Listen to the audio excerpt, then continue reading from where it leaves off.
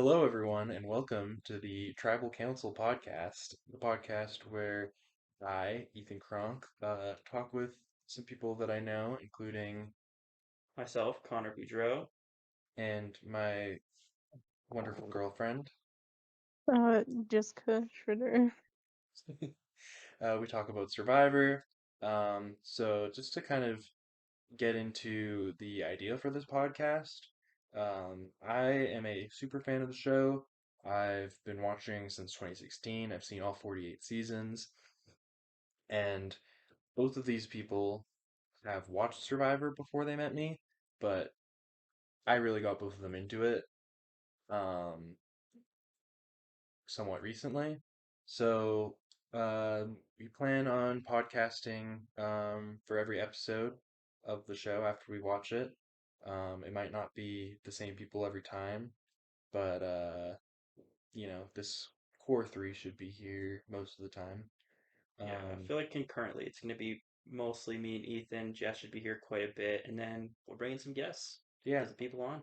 we'll do yeah. So we're gonna have episode podcast where we talk about every episode that airs between episodes airing.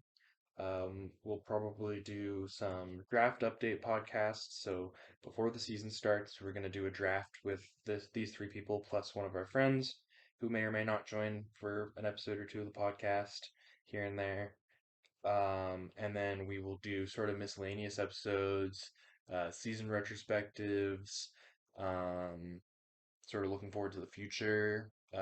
This podcast is mostly just going to be talking about our experiences with the show, talking a little bit about Survivor 48, and then potentially looking forward to Survivor 50 because there's not much to talk about for Survivor 49. There's definitely a lot to talk about for Survivor 50. So, yeah.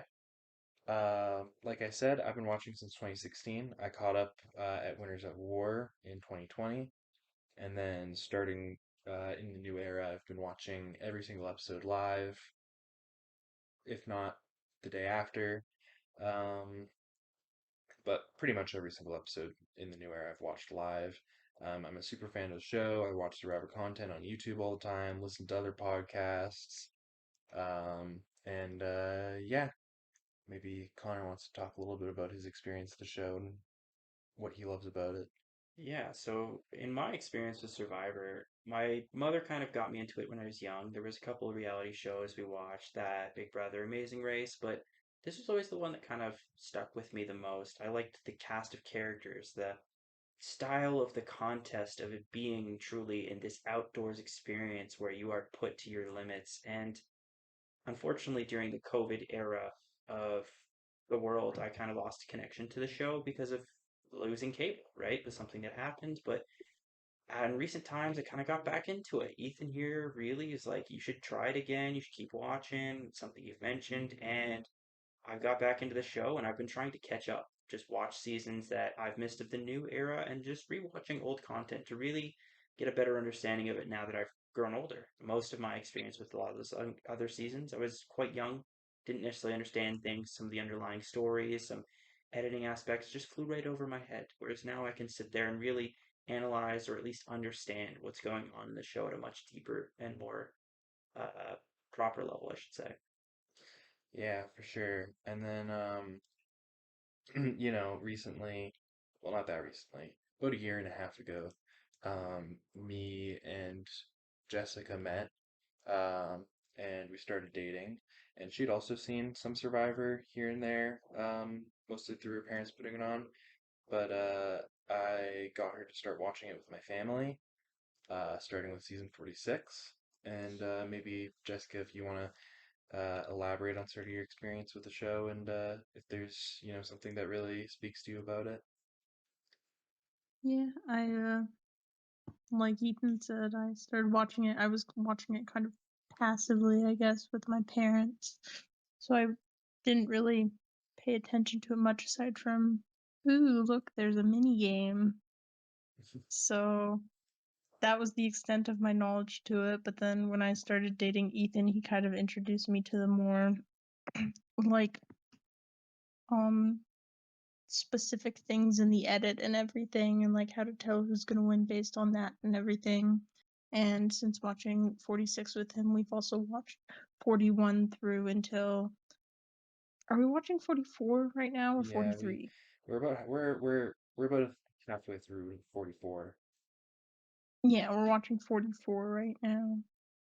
Um, but yeah, so we've started kind of watching the new era. I don't remember a whole lot from what I watched with my parents, but there are a few key things that I do remember here and there once I'm reminded about them by Ethan.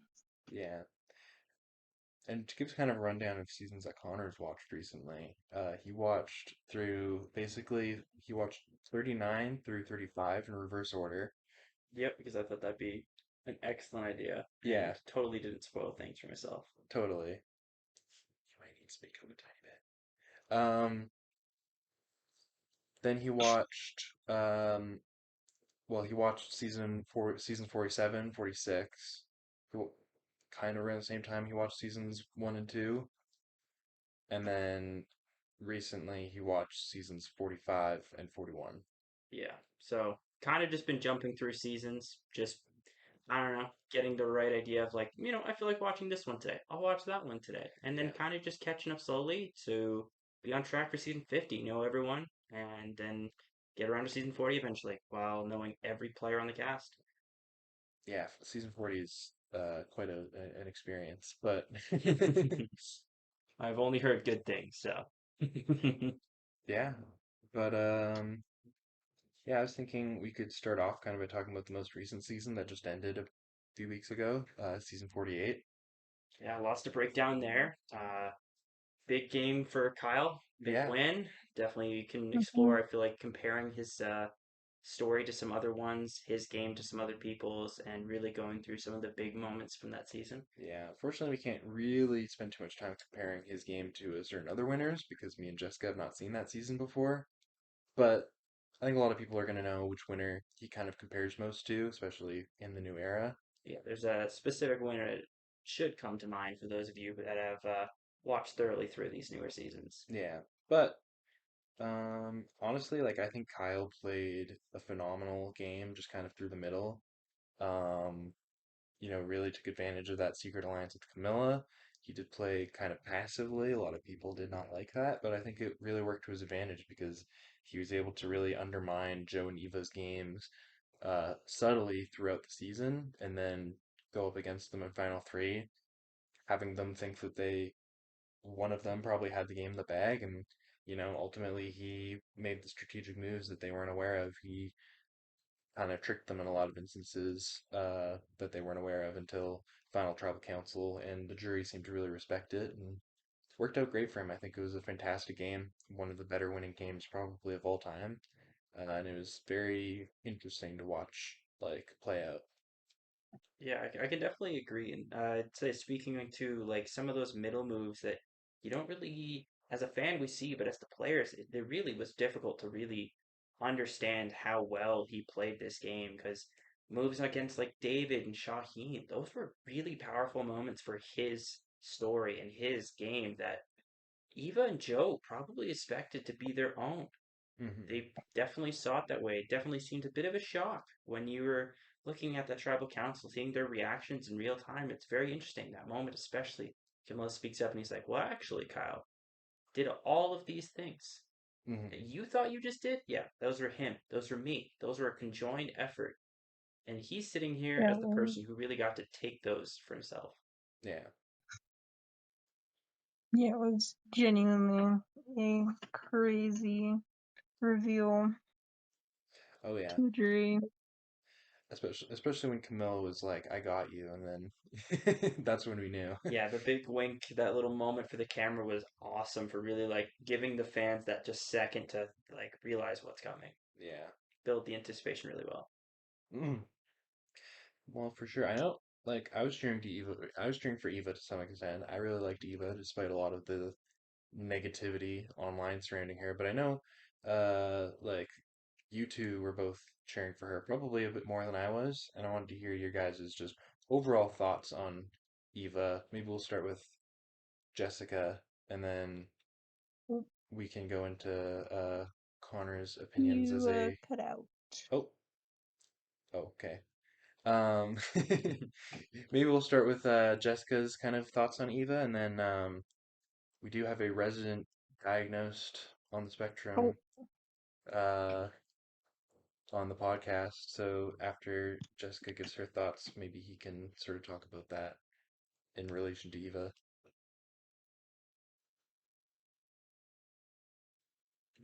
So why don't you take the floor, Jessica? oh, okay. I'm not sure all of what you guys were saying because you cut out. But the last thing I heard was you talking about our opinions on Eva and Yes. how Final Tribal went. Okay, just want to make sure I was on the same page. Just Eva in general, Um, her story throughout the season, what you liked about her. um, yeah, I think she had a really good story. She overcame a lot. She was very open about what she like her autism and everything, and it was very empowering. And I think it was very nice how everybody treated her. Although I feel like everybody online was a bit too negative about her. Like I I don't really see much of a reason why all of the hate was coming at her. She wasn't doing anything other than playing an honest game and Well, just getting lucky. you see, what you don't understand is that the game was actually rigged for Oh yeah, sorry, my bad. her. I almost forgot. We can we we can touch on those ridiculous accusations later maybe, but I definitely agree. I think Eva was very rootable and I think her story was very powerful. Mm. I will say though, I that doesn't mean I don't think Kyle didn't deserve the win. He did play a much better game than her. Mhm. Yeah, for sure. And what about you, Connor? How do you feel? So the big thing for me is, as someone who grew up in a situation where I grew up in a neighborhood of poverty. I grew up in a neighborhood where I was kind of the oddball. Even though I was a person of non-colored origins, being part native, but really being seen as the white person of my community. That's one of those things that it's weirdly that you deal with some kind of oppression that way, but autism truly breaks all of it.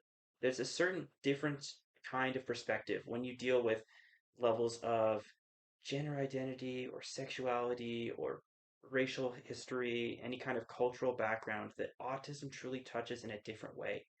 Every kind of person can find that individual struggle or that desire to break down the barriers that we've seen before. But for someone on the spectrum with autism, this was the first real time that I got to see someone on Survivor truly defy the odds, go the distance, push the boundaries of what someone can do on a show like Survivor with autism. It was a great first step in the direction of, for someone, for example, like me, to really go, wow, someone like me can go on the show, can succeed, maybe not necessarily have all the tools necessary to win the game right away, but it's something you can start to learn and really appreciate about someone like Eva. That, yeah, maybe she didn't win. Yeah, maybe she didn't play the greatest game ever, but at the end of the day, she still went the distance. She gave it her all. She tried something that no other person had really done before. So for me, that was a very empowering thing. At the end of the day, did she win? No. But she should always be remembered and celebrated as the person to really defy the odds Yeah. as someone with that kind of background. Well, something that I'll kind of touch on is like there have been autistic survivor players. Like statistically, it's almost impossible that there haven't been. Statistically, it's very likely that there's been an autistic winner of Survivor. Mm-hmm. But to go out there and be so open about it is not something that anyone has ever done. And I think that takes a lot of courage. I mean, people will sit there and say, "Oh, what courage does it take to like bring up the of autism on Survivor? Like it gets you brownie points, it makes you rootable." But like we see the online reaction to Eva, we see just like the overwhelming wave of hate. Some of it somewhat warranted, maybe. Like, I get it if you don't like Eva. I get it if you don't like the way that she played the game. But vast majority of it is so very clearly unwarranted and just cruel that I don't think that there's any debating that for her to go out there and be open about her diagnosis and her struggles with it is, anything other than incredibly brave. And like, did it help her in the game? Did it hurt her in the game? I genuinely don't know. But at the end of the day, like, I think it was a very courageous thing for her to do, and it probably helped a lot of people sitting at home watching who, do have autism and, aren't sure if they could go out there on Survivor and be successful. Say what you want about Eva's game, she was successful, right? Right, like Connor said, she went the distance, and she did like she did come in second, so that's not for what that's worth. Um, but yeah, I thought Eva was really cool. Yeah, But it was definitely very empowering to see someone that feels and, in a way, resembles my background, that mhm, I can understand her story and know that if I was in her shoes, I would have felt a lot of the same emotions and reactions she did. Very much a moment of like pride for myself, even though she didn't win. It yeah, was still very cool to just see it happen and for her to just be that brave, courageous, powerful. hmm Definitely something I will remember in Survivor history. and like I'm sure it helps that she's also a hockey player. Yes, definitely small tidbit. Definitely a big sports thing for me. Always been a sports guy, and the fact that she has that hockey background, it truly does hit home a little extra. So, Yeah, especially we're all Canadian, so yeah, she might not be, but she Hmm. plays a very Canadian sport, so yeah, there's that connection. she's North American, close enough. Honorary Canadian. Yeah, Minnesota counts. Is she from Minnesota? At least I know Uh, it's not Michigan. Thanks, Chrissy. yep. Remember that. No, it should be Minnesota. I'm like 99% sure. Okay, so I was thinking we could each talk about just our general thoughts about season 48, if we liked the season, uh, how we felt about some of the themes and stuff. I know Connor also had another player that he wanted to kind of talk about. Yeah. So, and then when we get into 50, um, I know all the players around 50. Connor knows the vast majority of them. Jessica knows a little under half. Connor's kind of told me to just give it to him straight, explain the history of each player to him. Um, Jessica, if you don't want spoilers for the players you don't know about, I was thinking we could go through the ones that you do, talk about all of our opinions about them, and um, then if you don't want anything spoiled to you, because we will probably watch these seasons together, um, it's fine if you want to leave the podcast and then me and for the night, and then me and Connor can talk about the rest of those players, but it's up to you. Yeah, that's what I was gonna suggest because I should spend some time with my family. I shouldn't be on here too long, unfortunately. Sorry. Okay, no problem. So, Yeah, we got it. fair enough. Well, I know Connor has some idea of what he wants to talk about for his final kind of thoughts on season 48, so I'll let him go first. Yeah, the one player I did want to also highlight. I know not everyone has that kind of understanding of something like a speech impediment, how much that would really impact the game.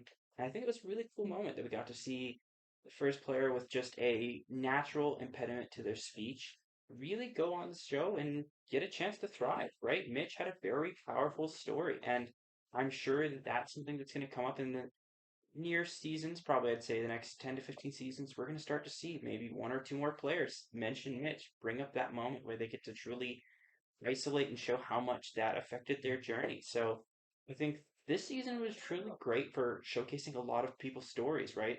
We got Kyle with a great story, Eva, Mitch, all had great backgrounds. And I think overall, as a whole, if I had to summarize the season, there was a lot of very powerful themes, like especially in community, this idea of joint being able to celebrate each other and overall just getting to see this kind of version of Survivor is very interesting. It obviously wasn't what we're used to in a lot of the newer seasons, the strategic gameplay to like break each other down and backstab and play this kind of hidden game. It's out of place, sure, but it was also a bit of a nice, chance to just see this different style of Survivor, get this nice little break from what we're used to. yeah, online community maybe wasn't everyone's favorite, and that's okay. That's the nice thing about a show like this is people can have their opinions on it that can vary from one another, right? Obviously, I thought the connections that some of those players made seemed absolutely awesome. It's a shame some players like Thomas, for example, didn't get to go further in the game, but even then, that's a great blindside, and it's one of those moments that we can look back on as a player who really just didn't get to showcase their stuff. People like, for example, Cedric had a very interesting experience on That's Survivor. one way Not to put it. necessarily the more typical like big player that gets the merge. He had a very set of early interesting episodes, but it was a very weird experience, right? He had some very big moments early on. Those A lot to talk decisions to about. say it's a there's definitely a whole breakdown we could do, and that might be a whole future episode. Is that early tribe? Yeah. But in short, I would say this season was a good mix for our experiences of what we see each and every season. There was a lot of very powerful community moments, people being able to really grow together and build this really deep connection that is something a little different than we see in a lot of other seasons. Yeah, for sure.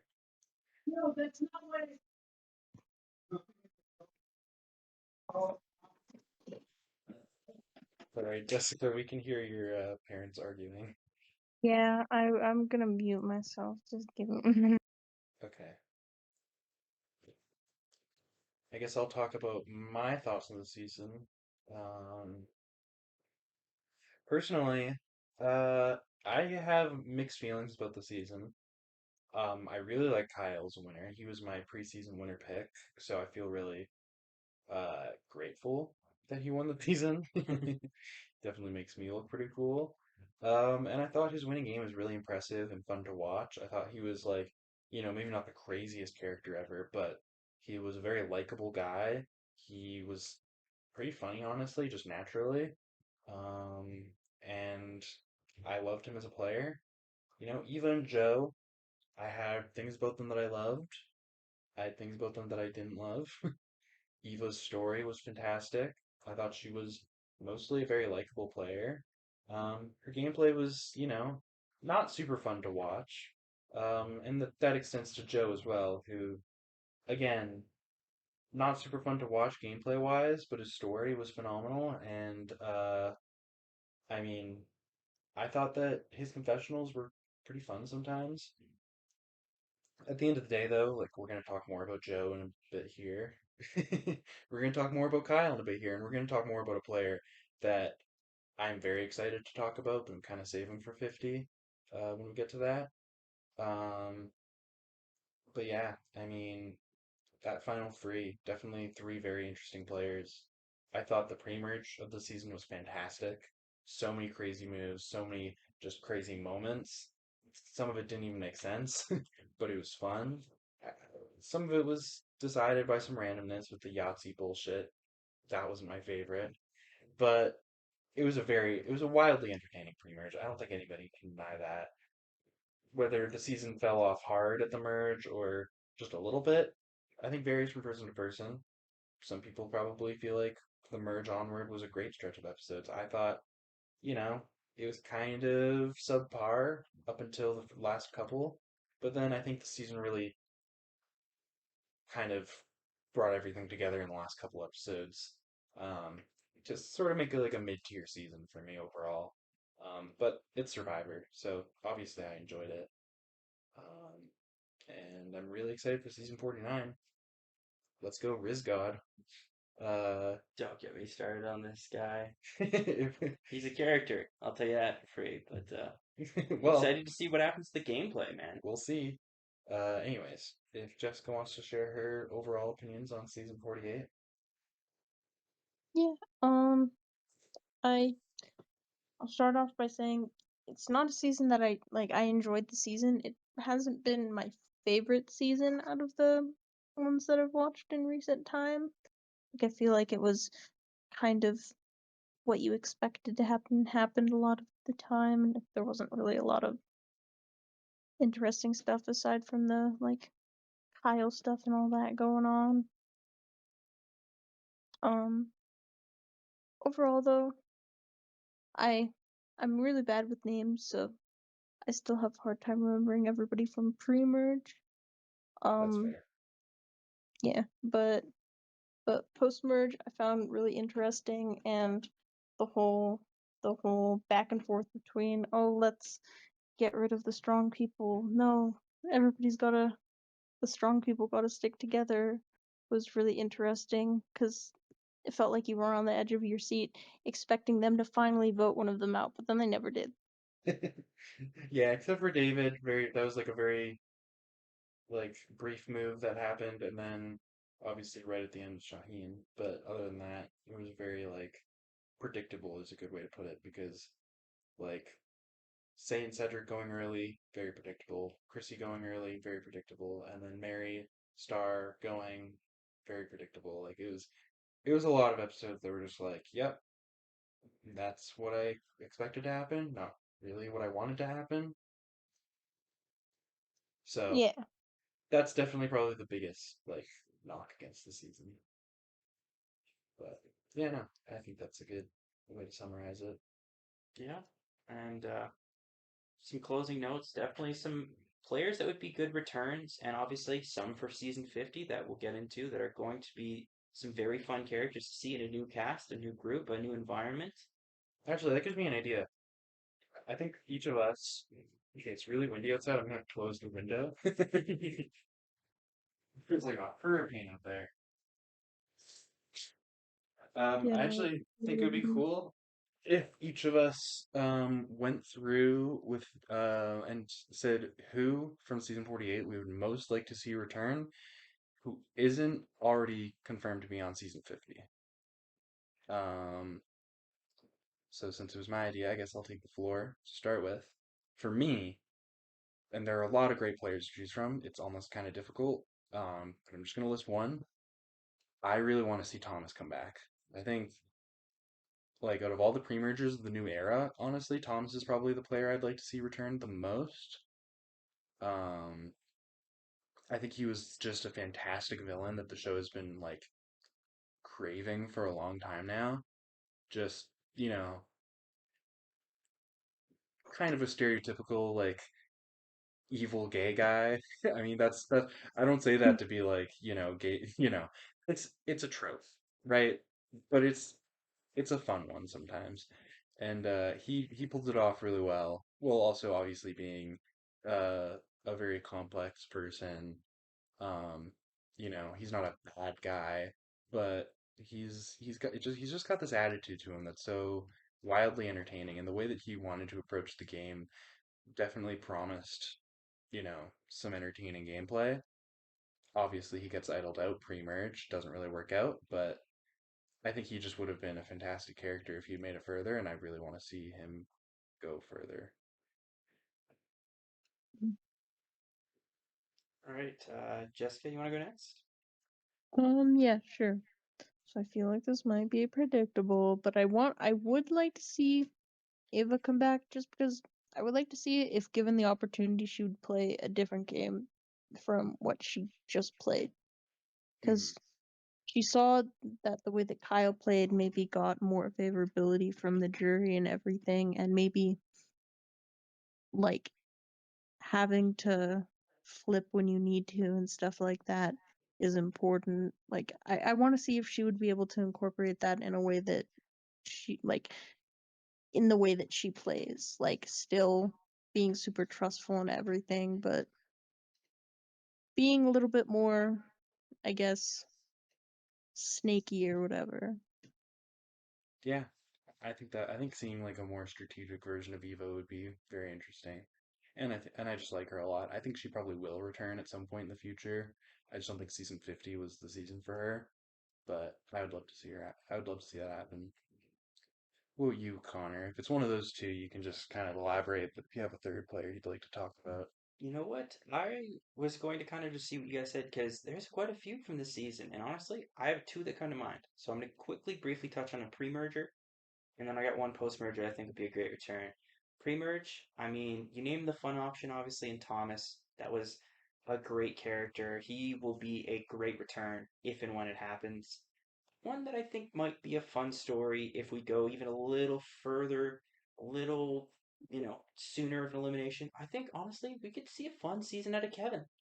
If given another chance, I think he Mhm. unfortunately got a short end of the straw with that tribe and just didn't really click in well with Say and Cedric, and that unfortunately led to a pretty early exit. So I feel another chance for Kevin to be fun, and for a true testament to how fun that Green Tribe was overall. Mary, I think, would be a great return for the Mm-hmm. future, man. To see her play a game where she doesn't have to fight from the bottom the whole way through, or maybe to see how much this experience has affected how she can fight from the bottom and give her an even better shot in the future.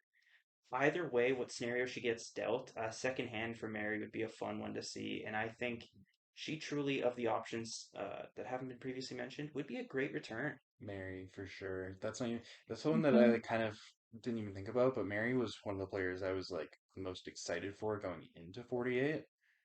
She kind of got she got a great few episodes and then kind of got under edited post marriage, but I think she would be super entertaining on a return. Another one that I like just want to like very briefly mention is Shaheen. I think he's I mean he is a professor in like public speaking. He's obviously a good speaker, and I would love to see him make Final Three and get the chance to pitch his case to the jury. But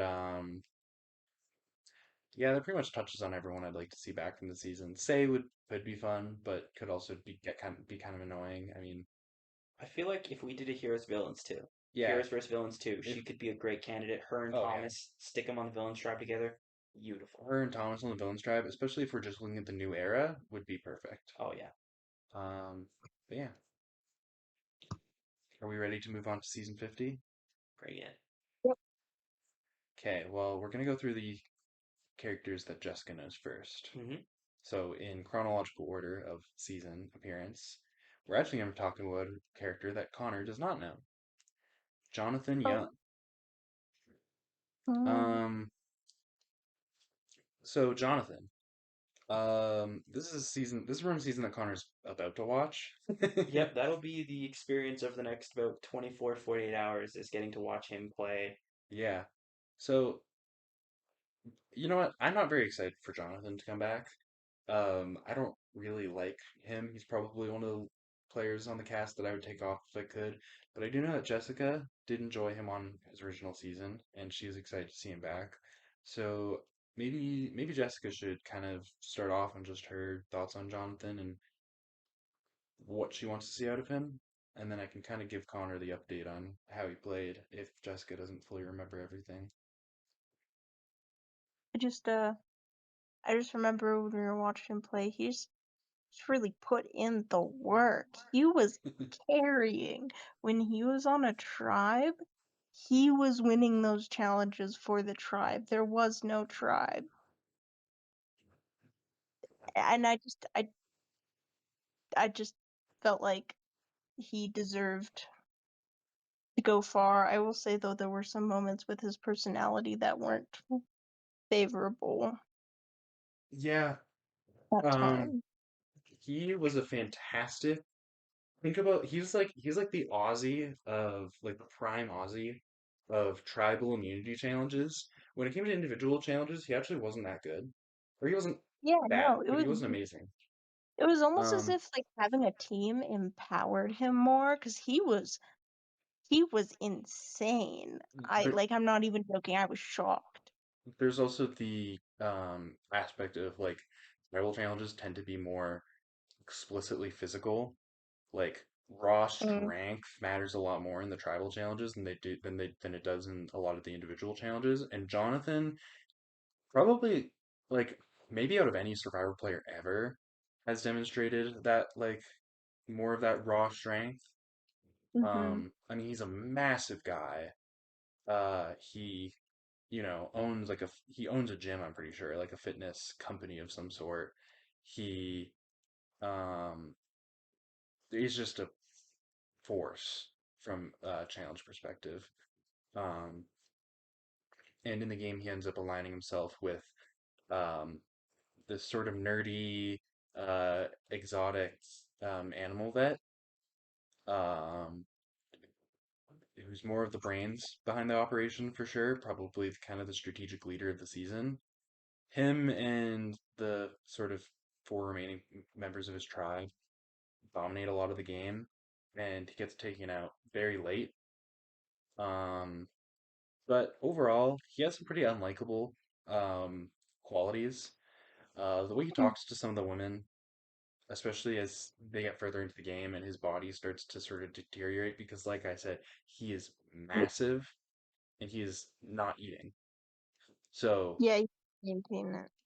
it takes a massive hit on his psyche, and he gets pretty mean, and he gets and there's a misogynistic kind of undertone to a lot of the things that he talks about. There's a I'm not going to say racist, but racially ignorant moment that comes from him in the season that he doesn't really seem to learn from.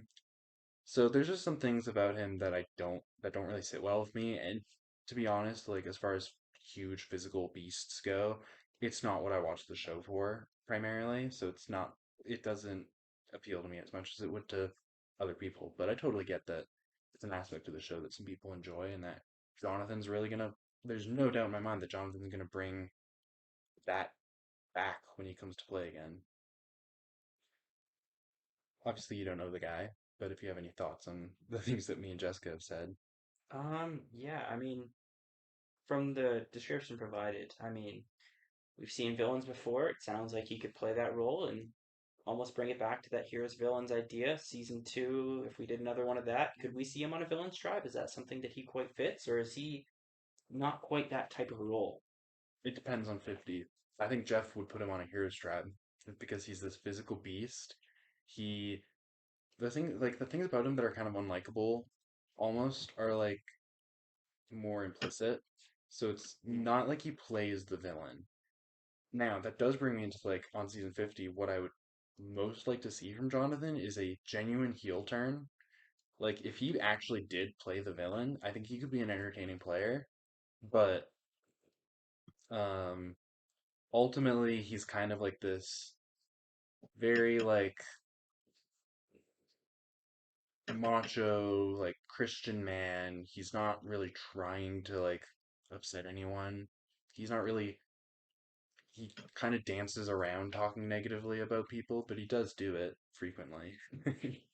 Um, so he's kind of like one of the more like neutral characters in terms of like hero villain. I think he's like one of those players who really is in the like very center of Okay. that. But overall, he's like a nice guy. He Yeah. just has like kind of a hangry streak when that comes up, Yeah. which is something that comes up on Survivor. So, I guess moving on. If we're talking players that Jessica knows, we move on to season 46. We have three players to talk about from season 46. So we'll just talk about them in order of their elimination, which means that we will be first talking about Tiffany Nicole Irvin. Mm. I think I'll take the lead on this one. Because I think I have a different take on this than a lot of people. A lot of people are saying that she's sort of the what the fuck pick. She's sort of the who question mark pick. And I completely disagree. I mean, people are comparing this season to Game Changers, and if Tiffany is our, and you guys aren't going to get this, but our Haley Ford or, you know, Caleb, like, you can't compare these two seasons. Nobody on the season in preseason interviews is going to straight up tell the interviewer, I don't know why they put me on this season. I don't think I deserve to be here. Yeah. Tiffany Tiffany is probably the quietest person on this cast in terms of like her edit and her overall presence on the show so far. But she was a major character on an extremely popular season, and she came in eighth place.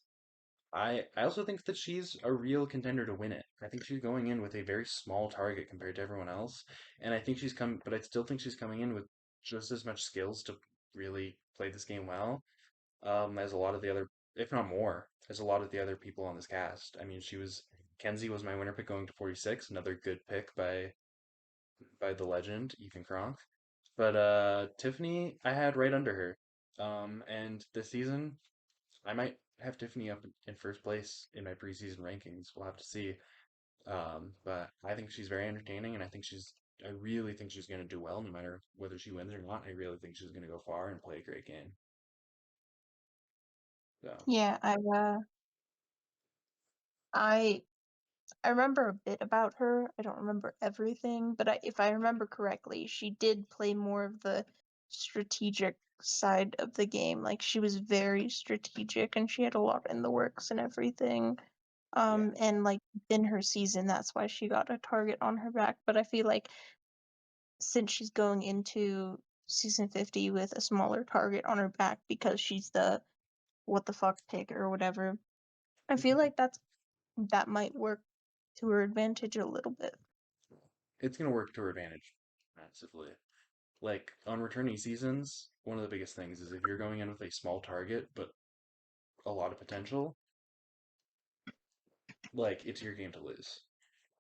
Yeah, and speaking from my experience, I've definitely seen seasons where returning players make it way farther than people, even on the season, will say. They never made it that far, and there's constantly talks of, oh, we got to get rid of them, but I might still need them now. I need their experience. I need this and that. And we're in a season where, especially, it's all returning players. People that have that extra level of experience will almost always be looked at as a big target. Tiffany went up fairly early compared to a lot of players. Only one season, newer player that doesn't have that big persona, that big profile to really exemplify her skills. So she's going to come in as almost an underdog and Hmm. absolutely serves as a great sleeper agent pick to truly possibly take over the game in the right scenario. Now, obviously, to play a bit of devil's advocate here, she could also end up in a scenario where she ends up at the bottom. Maybe things don't go her way. Maybe the strategy aspect, people actually do think that because she's such a small target, maybe she'll end up being such a big threat down the line. Yeah, More than likely, you're looking at a scenario where this is a true contender for a potential superstar yeah. in the making. If she wins, I think if she wins this season and she plays a great game, maybe she was the what the fuck pick this time. Maybe she's the legend that makes it onto season 60. Like we've seen players in one returning season go from the really they cast this person to the I am so glad that they cast this person because they are now a certified like legend of the game. I mean, think about someone like Kelly Wentworth on her first season. Who would have expected her to return? Again, Jessica doesn't know who that is. Connor probably knows just mostly from Edge of Extinction. But believe me when I say after her first season, nobody would have expected her to come back. But she does. Yeah. She plays an insane game her second time around, and it's enough for her to return for a third time. So I think that's something that we could potentially see out of Tiffany. Maybe we just see an incredibly solid win out of Tiffany. Maybe she goes home early. Who knows? I, for one, am very excited to see how she does, though. So Hmm. that probably brings us into well, a player who definitely has a relationship with Tiffany going into the season. Probably part of the reason Tiffany's on this season in the first place is that they're also bringing back the one, the only Q Burdett, or Quintavious Burdett, if you will. Yeah. Jessica, as the resident Q hater, why don't you start us off?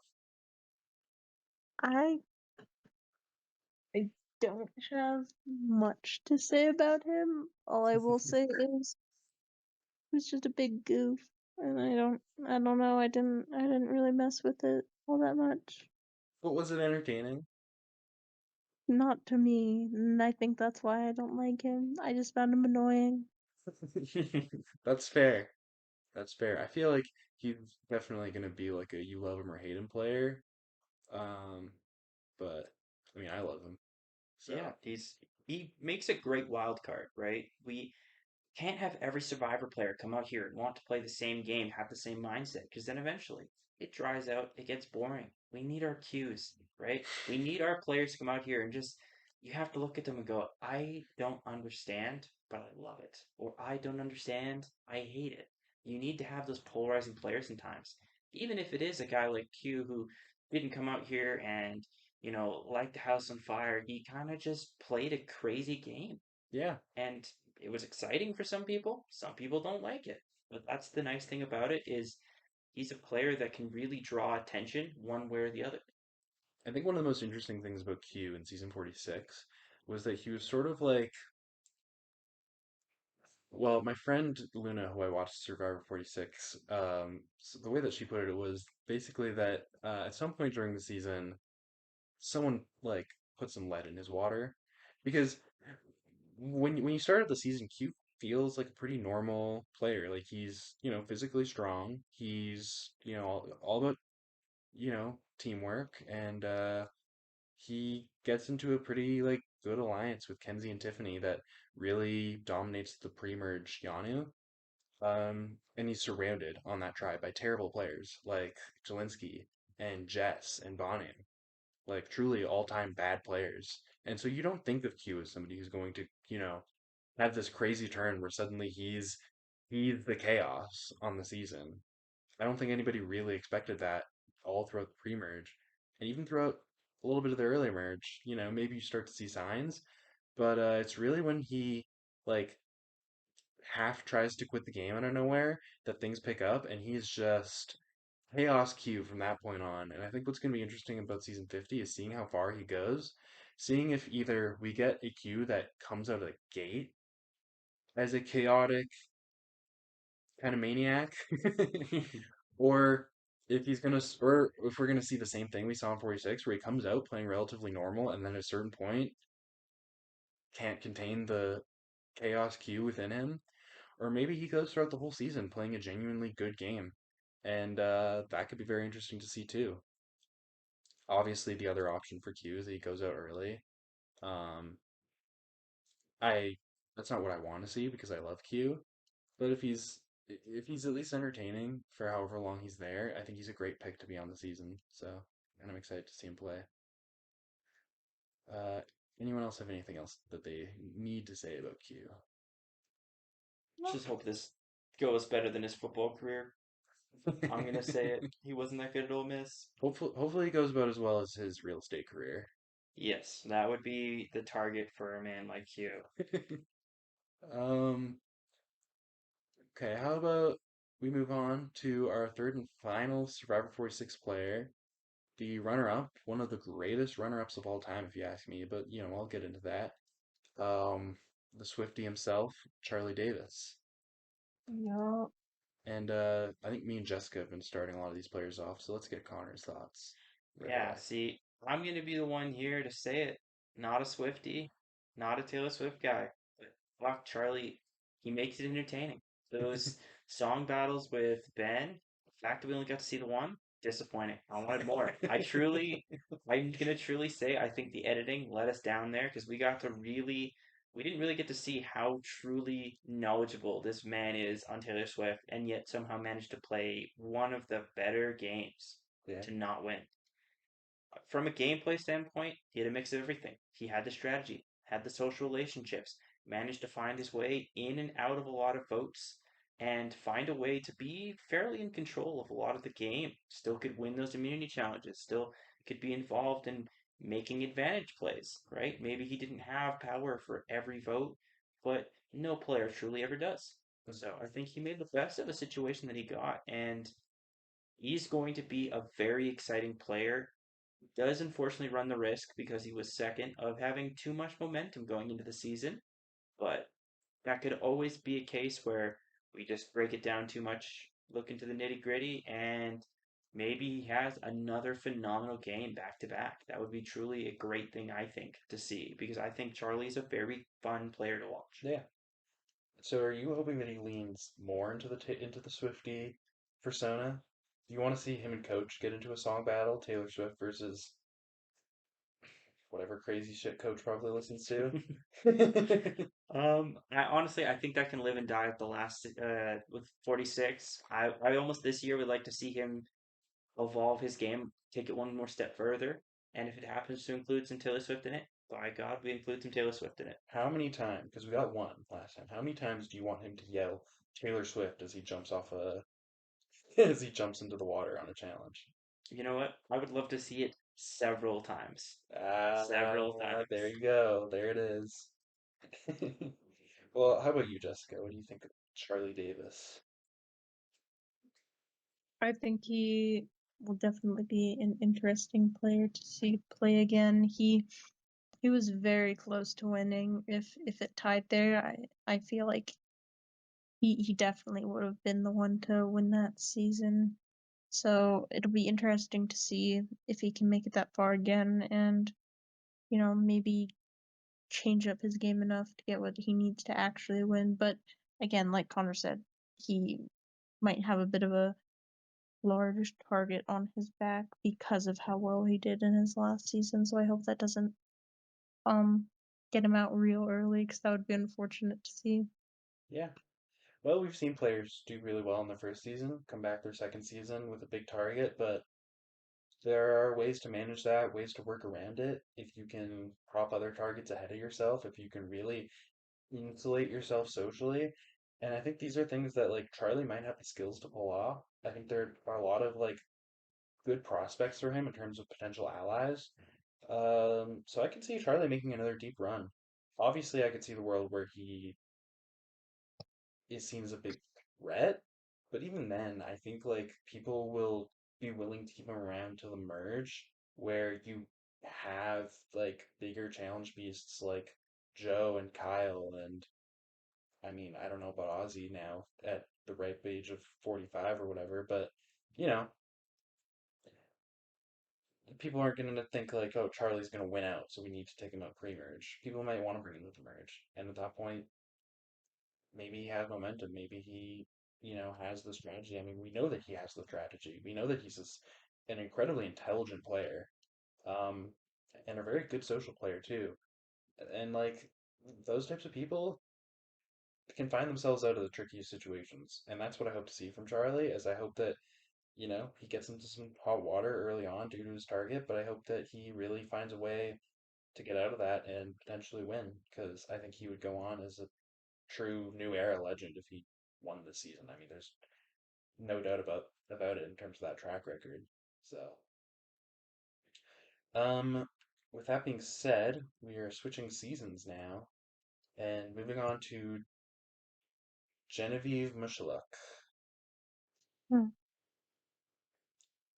Honestly, I'm gonna take the floor with this one right away. Just saying that for me, she is one of the examples of if you don't make Final Four, you can still be remembered. Hmm. She truly has this insanely powerful game.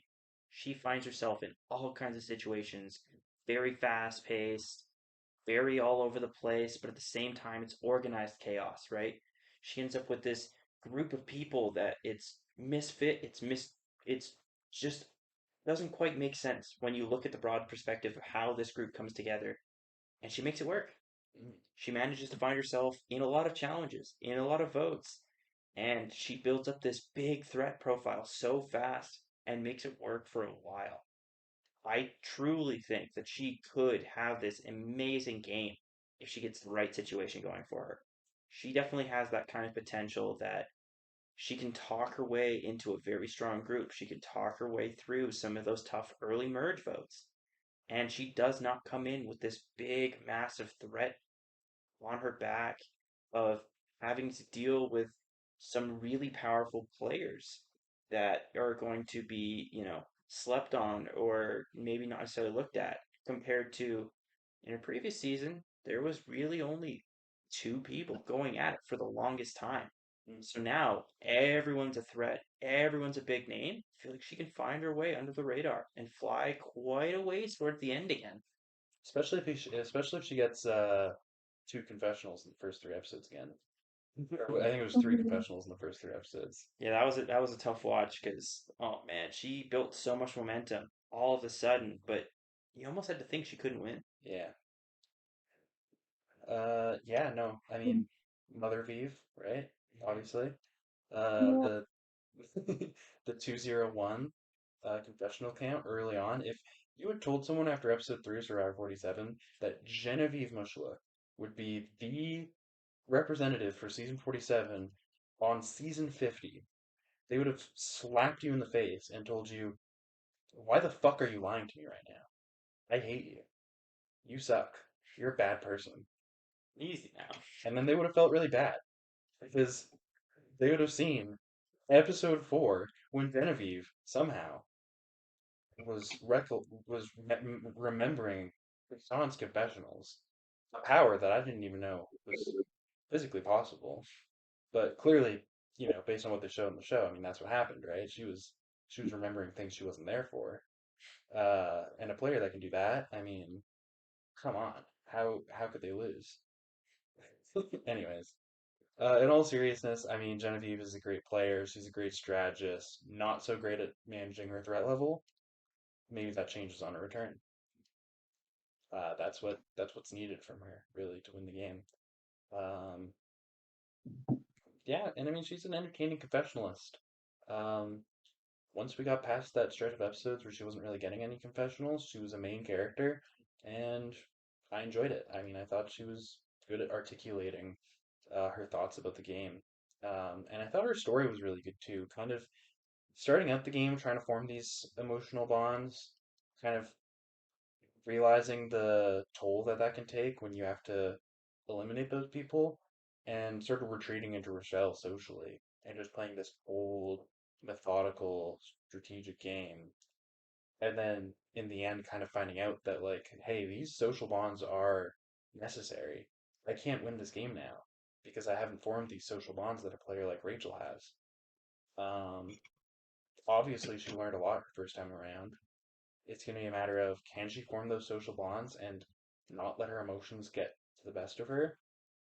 Can she manage her threat level? If she can do those two things, she has a great chance of winning the season. And if she wins this season, I mean, people are already calling her Mother Vive. She's she's a legend contender. Mm-hmm. Would you Yeah. say would you consider her more on the villain side After in season terms of 47, sorry. After just season uh, well, say what you were gonna say? after season 47, yes. After season 47, I think she was more of a villain. I mean, she calls herself a villain. She says, one of my favorite quotes from her actually is, "I'd rather be the villain that you didn't connect with than the best friend that stabbed you in the back." Yeah. I think that's a powerful quote for a show like Survivor, where like that's an easier way to play in some ways. That's an emotionally easier way to play to not connect with people and just be the villain. But Yeah. it doesn't really get you anywhere. Being the best friend that stabs you in the back, that gets you places. So I think that made her a really interesting player. Do you have any further thoughts on her though, Jessica? No, I pretty much agree with what you said overall. You said most of my thoughts on it. My bad. Well, we'll let you take the floor then for our next player, who should be Camilla. Perth. Oh. Camilla Parthesigue? Is that correct? Does that sound correct at least when you're reading the name? Sure. All correct. Well, hopefully it is. Jessica, I, thoughts on I Camilla? I'm excited to see her play. My one fear though is that they keep like because I don't think they're gonna allow both Camilla and Kyle to stay in that game for very long, at No. least not together.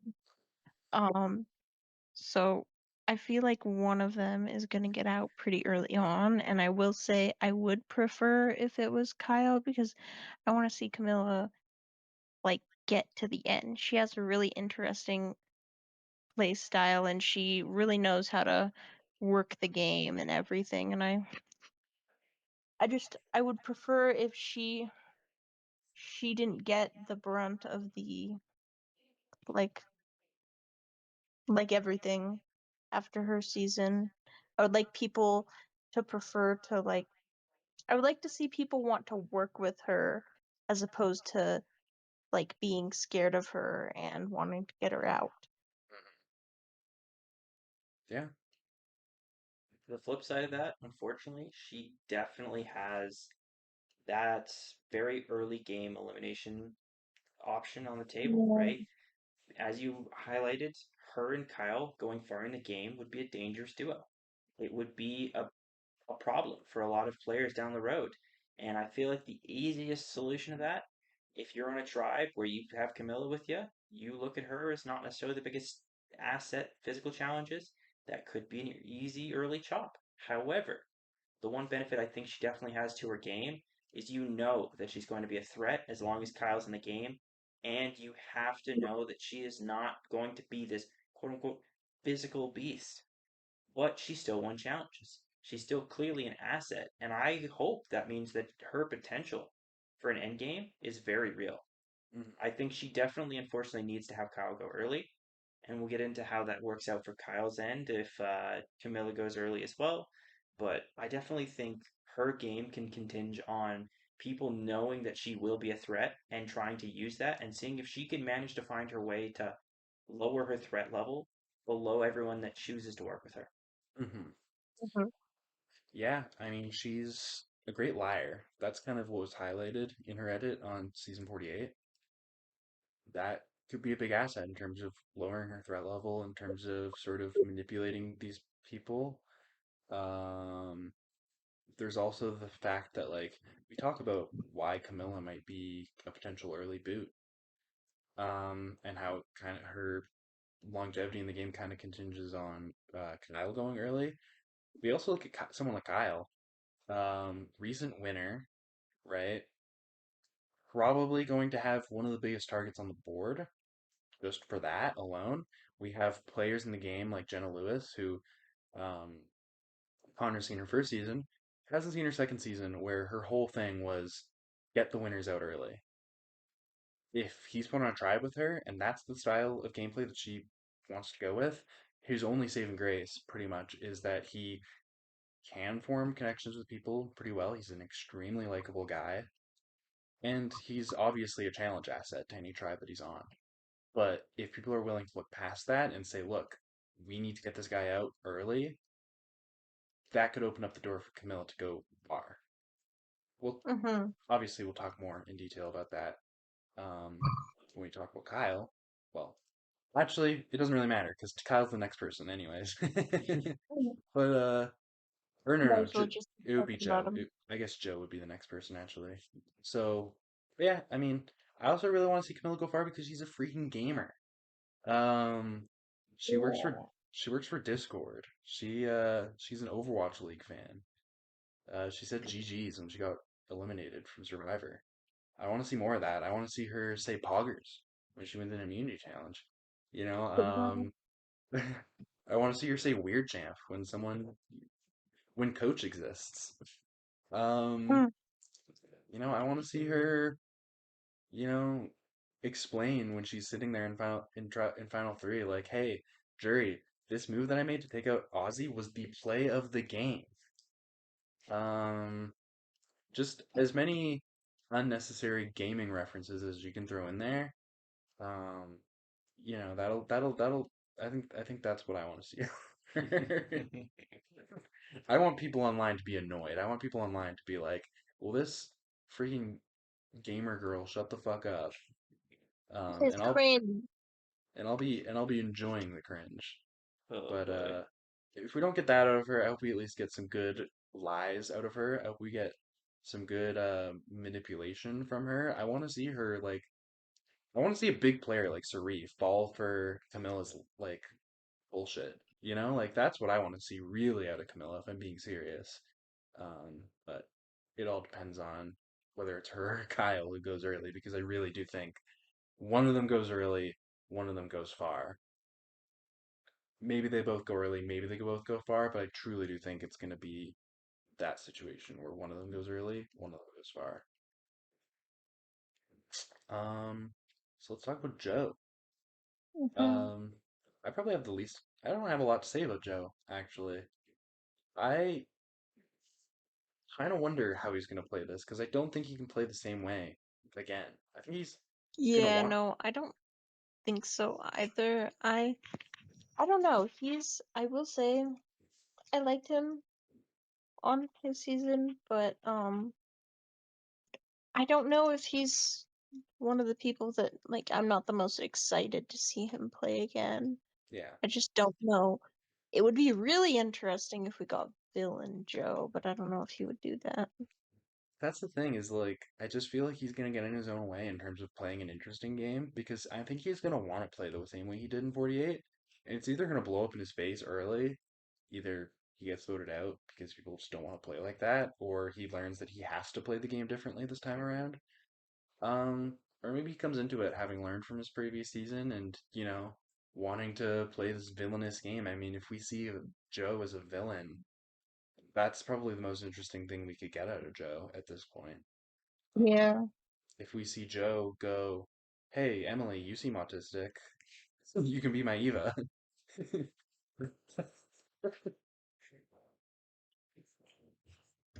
I'm sorry. That was a little bit out of pocket. But like, like is Joe gonna be the same guy again, or is he gonna do something different? I mean, he just played, right? So it's kind of hard to say. Yeah, I definitely think the best world we could get from Joe is something different. But by God, if he somehow gets third place playing the same game, would that not also be very funny? If he somehow manages to find this like trio that claws its way to the end with this honesty, loyalty. Oh, no, I hate that. Mhm. I'd love that. Like as a result, for Joe to play the same exact game and come in third again would be phenomenal. But for that sort of play style, for 50 to be a repeat of 48, I The would. internet would lose its mind. It'd Oh, hate everything. I would lose my mind. Like I enjoy 48. I don't want to see it again, especially not for 50, you know? 50's not the place for it, but by God, it would be the funniest thing ever to see the internet lose. Would it not be funny to see the internet lose its mind? Oh, I mean, the thing is, I'd be like half losing my mind with them and half like annoyed at them for like. So I don't know. Yeah, part of me wants to see it just to see how the internet would lose their minds. If we're being honest here, Joe's a pretty early boot candidate. He's a pretty good one. Mm. If he doesn't evolve his gameplay, he's out. It's pretty clear cut, right? He's a physical Where's threat. where's it go He could be. again? Not necessarily in an alliance of like honesty and integrity, but just like someone who like one player could like sort of stake their game into like this guy's gonna be loyal to me. I saw how you played on 48, Yeah, could string him along almost. but like Kyle. Yeah. Imagine we get Kyle, Camilla, Joe, final three. That's I mentioned that on a Discord server and everyone ignored me. Yeah, because the internet would lose their minds if we watched Kyle and Joe go to the end together again. And if Kyle Nobody becomes our wants to hear it. and Kyle becomes our third ever two-time winner. Dude, that'd be that would be both the worst and best possible outcome. I don't mind I Kyle's think at two-time that winner. point I'd I prefer don't if mind that Camilla either. got the win. I would prefer for Camilla to get the win. And then we get because I like it when duos both get a win eventually. That's fun. Mhm. Like Boss Ram and Amber is the most iconic example. Yeah, that also brings it back to the fuck you, what the hell you doing here pick, right? Yeah. But And then turning into a great all-time Survivor story. yeah, So, both of them almost. yeah, We'll touch on that later. But um yeah, I mean, I think Joe, I don't know, I think Joe will be interesting, whatever happens to him, or he'll be extremely boring. Either way, he's on the season whether we want him to be or not. So, yeah, I definitely feel like this is the most like could be the best or worst Is potential it is it is it change for a time player. for your boy Kyle? I think it's time for our boy Kyle. It's Um, unfortunate. our first winner on the board. There's two on a 24-player cast. Kind of weird, but there's only two winners. I would expect either zero or like four, but two is a Yeah. weird number. I mean, it's definitely something I'm sure they played with. I'm sure they might have invited more winners, They but did. They we just got what we got. do know that they cut a certain winner season 42 actually last second, so you'll find out who that is in a bit here. Um, but we know they cut her. We know they cut Rachel. Um, would have loved to see both of them on, but wouldn't have really worked out. Um, we know that Marianne, who is a player that was also cut. Good one. Yeah, no, Wipe that name from your memory. sure. We know that one of them was cut for the season 49 women as well. So don't take that as anything, though. It doesn't mean anything. People will say it means something. Maybe it does, but it probably doesn't. So it really doesn't matter. I don't know. Anyways, Kyle, I love Kyle. I mean, we talked about him in our 48 segment. We talked about him in the Camilla segment. Not much else to say about him. He's got that bubble butt that I hope he shows off a little bit more on this season.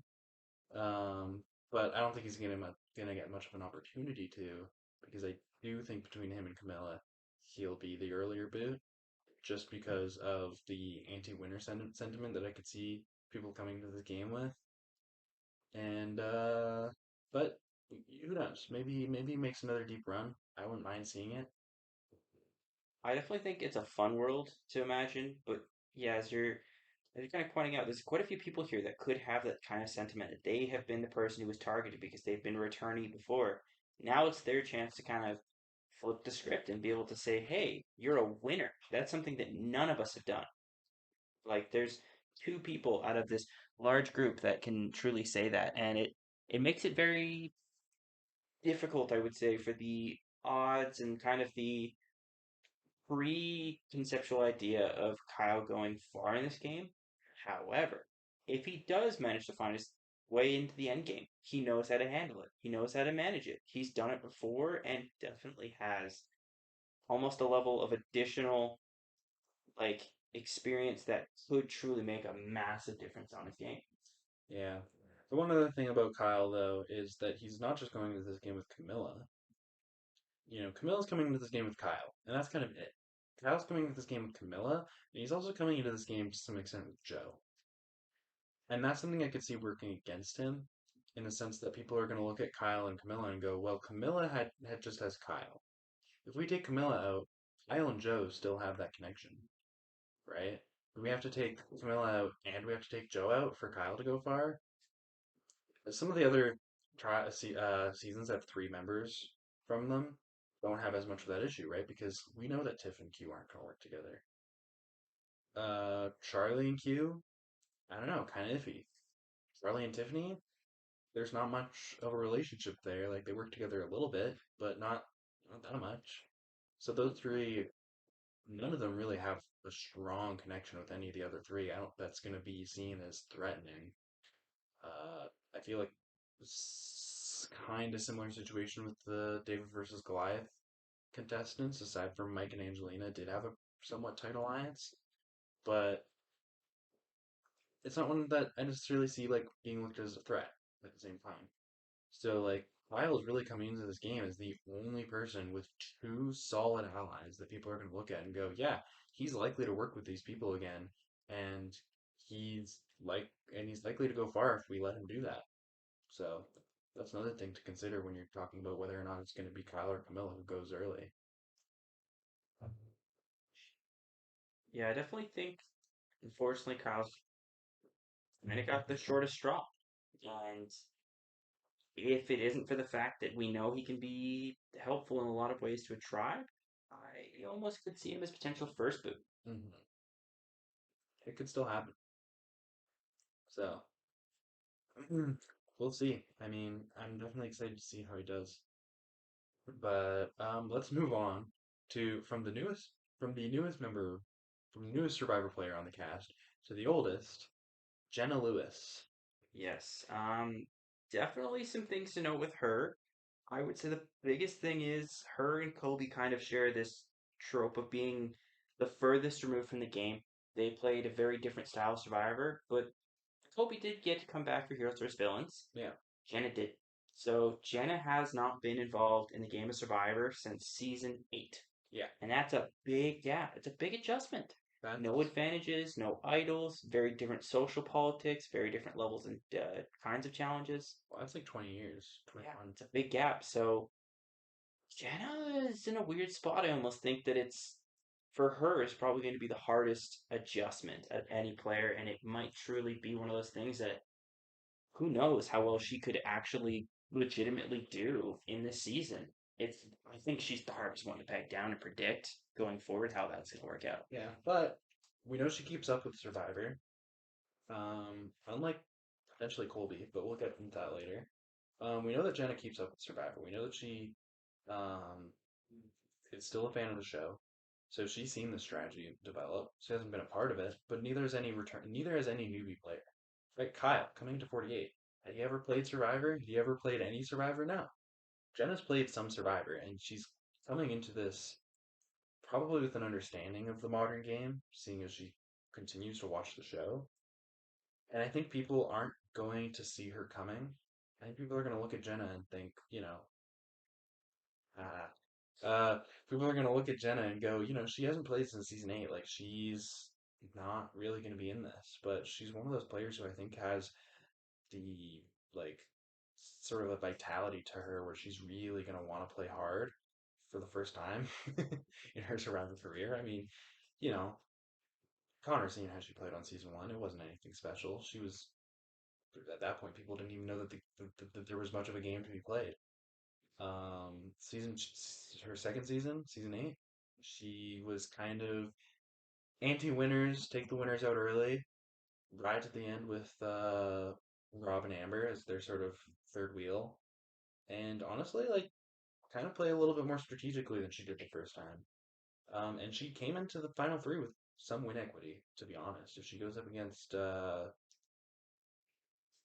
Amber, actually, uh, there's a weird there's a weird dynamic with All Stars where each person beats Someone else? someone else in the final three, likely. Weird rock, paper, scissors type. Yeah. So Jenna beats Amber, Amber beats Rob, Rob beats Jenna. And I could go into that, but that's not relevant at all. That'd be quite the tangent. But yeah, no, I mean, I think she's gonna have an understanding of the modern game that a lot of people, like Kelly Wigglesworth, plays on season 1, comes in second, comes back for second chances, 15 years later, does nothing. But I don't think she stayed a fan. Jenna did. And this is really our first time seeing a player with potential who is coming back from such a long hiatus, who has kept up with the show and is still a fan to this day, and who could genuinely play a modern game that no one else in the cast would expect. So that's if that's what happens, honestly, like Jenna's gonna be a great player to watch, I think. Definitely high potential, definitely low floor, Yeah, which it creates a very interesting scenario. And unfortunately, we'll have to wait and see how that goes because it'd be an exciting thing to see a player with that big of a gap. I mean, we're looking at like what, 21 years, 20 years, yeah, just rise to the occasion. So it'd be exciting. yeah. I mean, she's also like 45 years old, 45-year-old lady. She's a real estate agent. Probably isn't like, pumping iron all day, every day. So, like, she could be seen as a challenge liability and go home early just due to that. It's not what I want to see happen by any means, but it's something that, you have to look at as a very real possibility. But, you know, those are sort of the two different avenues I could see your game going down. And for a player I don't really know what to expect from, we have Colby Donaldson. Yeah, Uh, he's interesting because from the experience we got to see of him, it almost seems like season two, his first time through, he seems eager, he seems ready, he's excited, and it's almost seemingly gone downhill in his decidedly interest in playing. Even though he's come back twice, mhm. both times he seems less engaged, less interested. But this time he lobbied so hard to be here, which makes you think he truly wants to give it one more crack. It almost makes you wonder what happened between, playing on heroes and villains and to now, right? Yeah, I personally was thinking about this as he might see this as his last real chance to play the game. yeah, And this truly would be the final hurrah for Kobe Donaldson if he could go far. However, we need to see him come back to some of that Survivor Australian Outback form because if he doesn't come out ready to win challenges, if he doesn't come out physically ready to endure the new game, it's going to be a rough watch yeah. for Kobe. I mean, are we getting, Superman, or are we getting Superman in a fat suit again? You Yeah, know? Like, it's going to be interesting. because if we're getting Superman in a fat suit who just, wants to play more than he did last time, like, tough luck, man. You're what are you bringing to the table? It's great that you want to play again. It's great that you actually want to be here this time. But if you don't have the skills to make it work, and you have those skills, you kind of seem to lose them. Let's see, does he kind of come back and do we get a return to form, or do we get another disappointing return from Colby? Yeah, personally, I want to see it. I want to see him come back, be this legend, Hmm. get to Final Five again. Really cement himself. That would be 3 top 5s, but one of those, it's almost got an asterisk to it. Whereas I'd like to see him come back for that potential final season for him and really write that.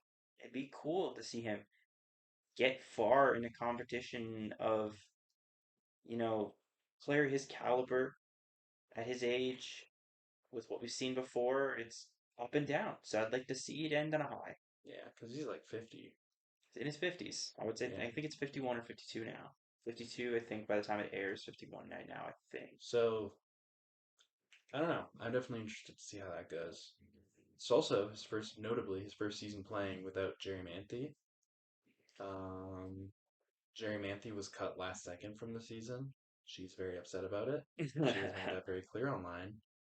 Um, I personally don't mind. I didn't like her that much, but I I don't know. It's one of those things that I feel like this is Colby's show now, right? It's his opportunity to prove what he's got, and he doesn't have to be in a rivalry with Jerry anymore. he doesn't have to worry about that same kind of trope of coming in with someone that you were attached to, right? This is a season where sure he's coming in with some people he's played with before. Yeah, Suri. I mean, there's quite a few heroes, villains, players here, Yeah, but definitely. I don't know why Suri's the only. No, Ozzy's not Harris Villains. I always think he is, but he's not. no coach, He's Coach, yes. and then he Um, himself, the next person who we'd be bringing up as well, yes. Okay, that's true. although very brief. Yeah, Stephanie did also yeah, get to a that chance. is true. And he's on the Heroes Tribe with those two. I think Coach just barely makes the merge as well, so he does play with all of those players. Um, so he does have, but I wouldn't really call any of those players connections for him Hmm. at the end of the day. Yeah, Like at best, maybe Suri, but we'll talk about Suri we'll get to her. Yeah, soon. Um, and actually, I think we can move on to Stephanie. yeah. I'd say we're pretty ready to transition. Stephanie LaGrossa. I'll just kind of take the floor on like kind of explaining her Survivor legacy because I don't think Connor knows as much. Yeah, I Um, watched Heroes vs. Villains, watched her go home immediately, pretty much, and that's my experience of her. So fill me in. so Palau in Guatemala, how'd she do? Survivor Palau. That was really her like swan song, I guess. Every season since that we've seen her has been kind of disappointing. Though Guatemala was interesting. In Palau, she gets put on the Oolong tribe, and goes up against the Koror tribe. These tribes were selected via schoolyard pick, and the Oolong tribe was fucking terrible to the point that they go down. They go to every single tribal council, save for one where both tribes go, of the pre merge, to a point where they get to whittle down to two members, Stephanie Grossa and Bobby John, whatever his last name is. It's on the tip of my tongue. Doesn't really matter. Um, they go back. They lose another immunity challenge. They're forced to compete in fire making. The only time ever that a tribe has been whittled down to one person. And Stephanie LaRosa, the merge. They don't even rename the merge tribe. It's just Koror. Stephanie just joins their tribe. She makes it a few votes actually, like someone who could potentially be used as a number, but ultimately they're like, who is this girl? We've been on this tribe together this entire game. Let's send her home. So, Survivor Guatemala, second ever season with returnees, first ever captain season. which is a season where each tournament gets one or two returning players. So that means that we get two returning players, and they bring back Stephanie LaGrossa and Bobby John. Bobby John is seen as, the player everybody wants on your team. He is a strong physical player, but he actually doesn't go super far on Guatemala. Stephanie, on the other hand, makes final two, but along the way she burns a lot of bridges.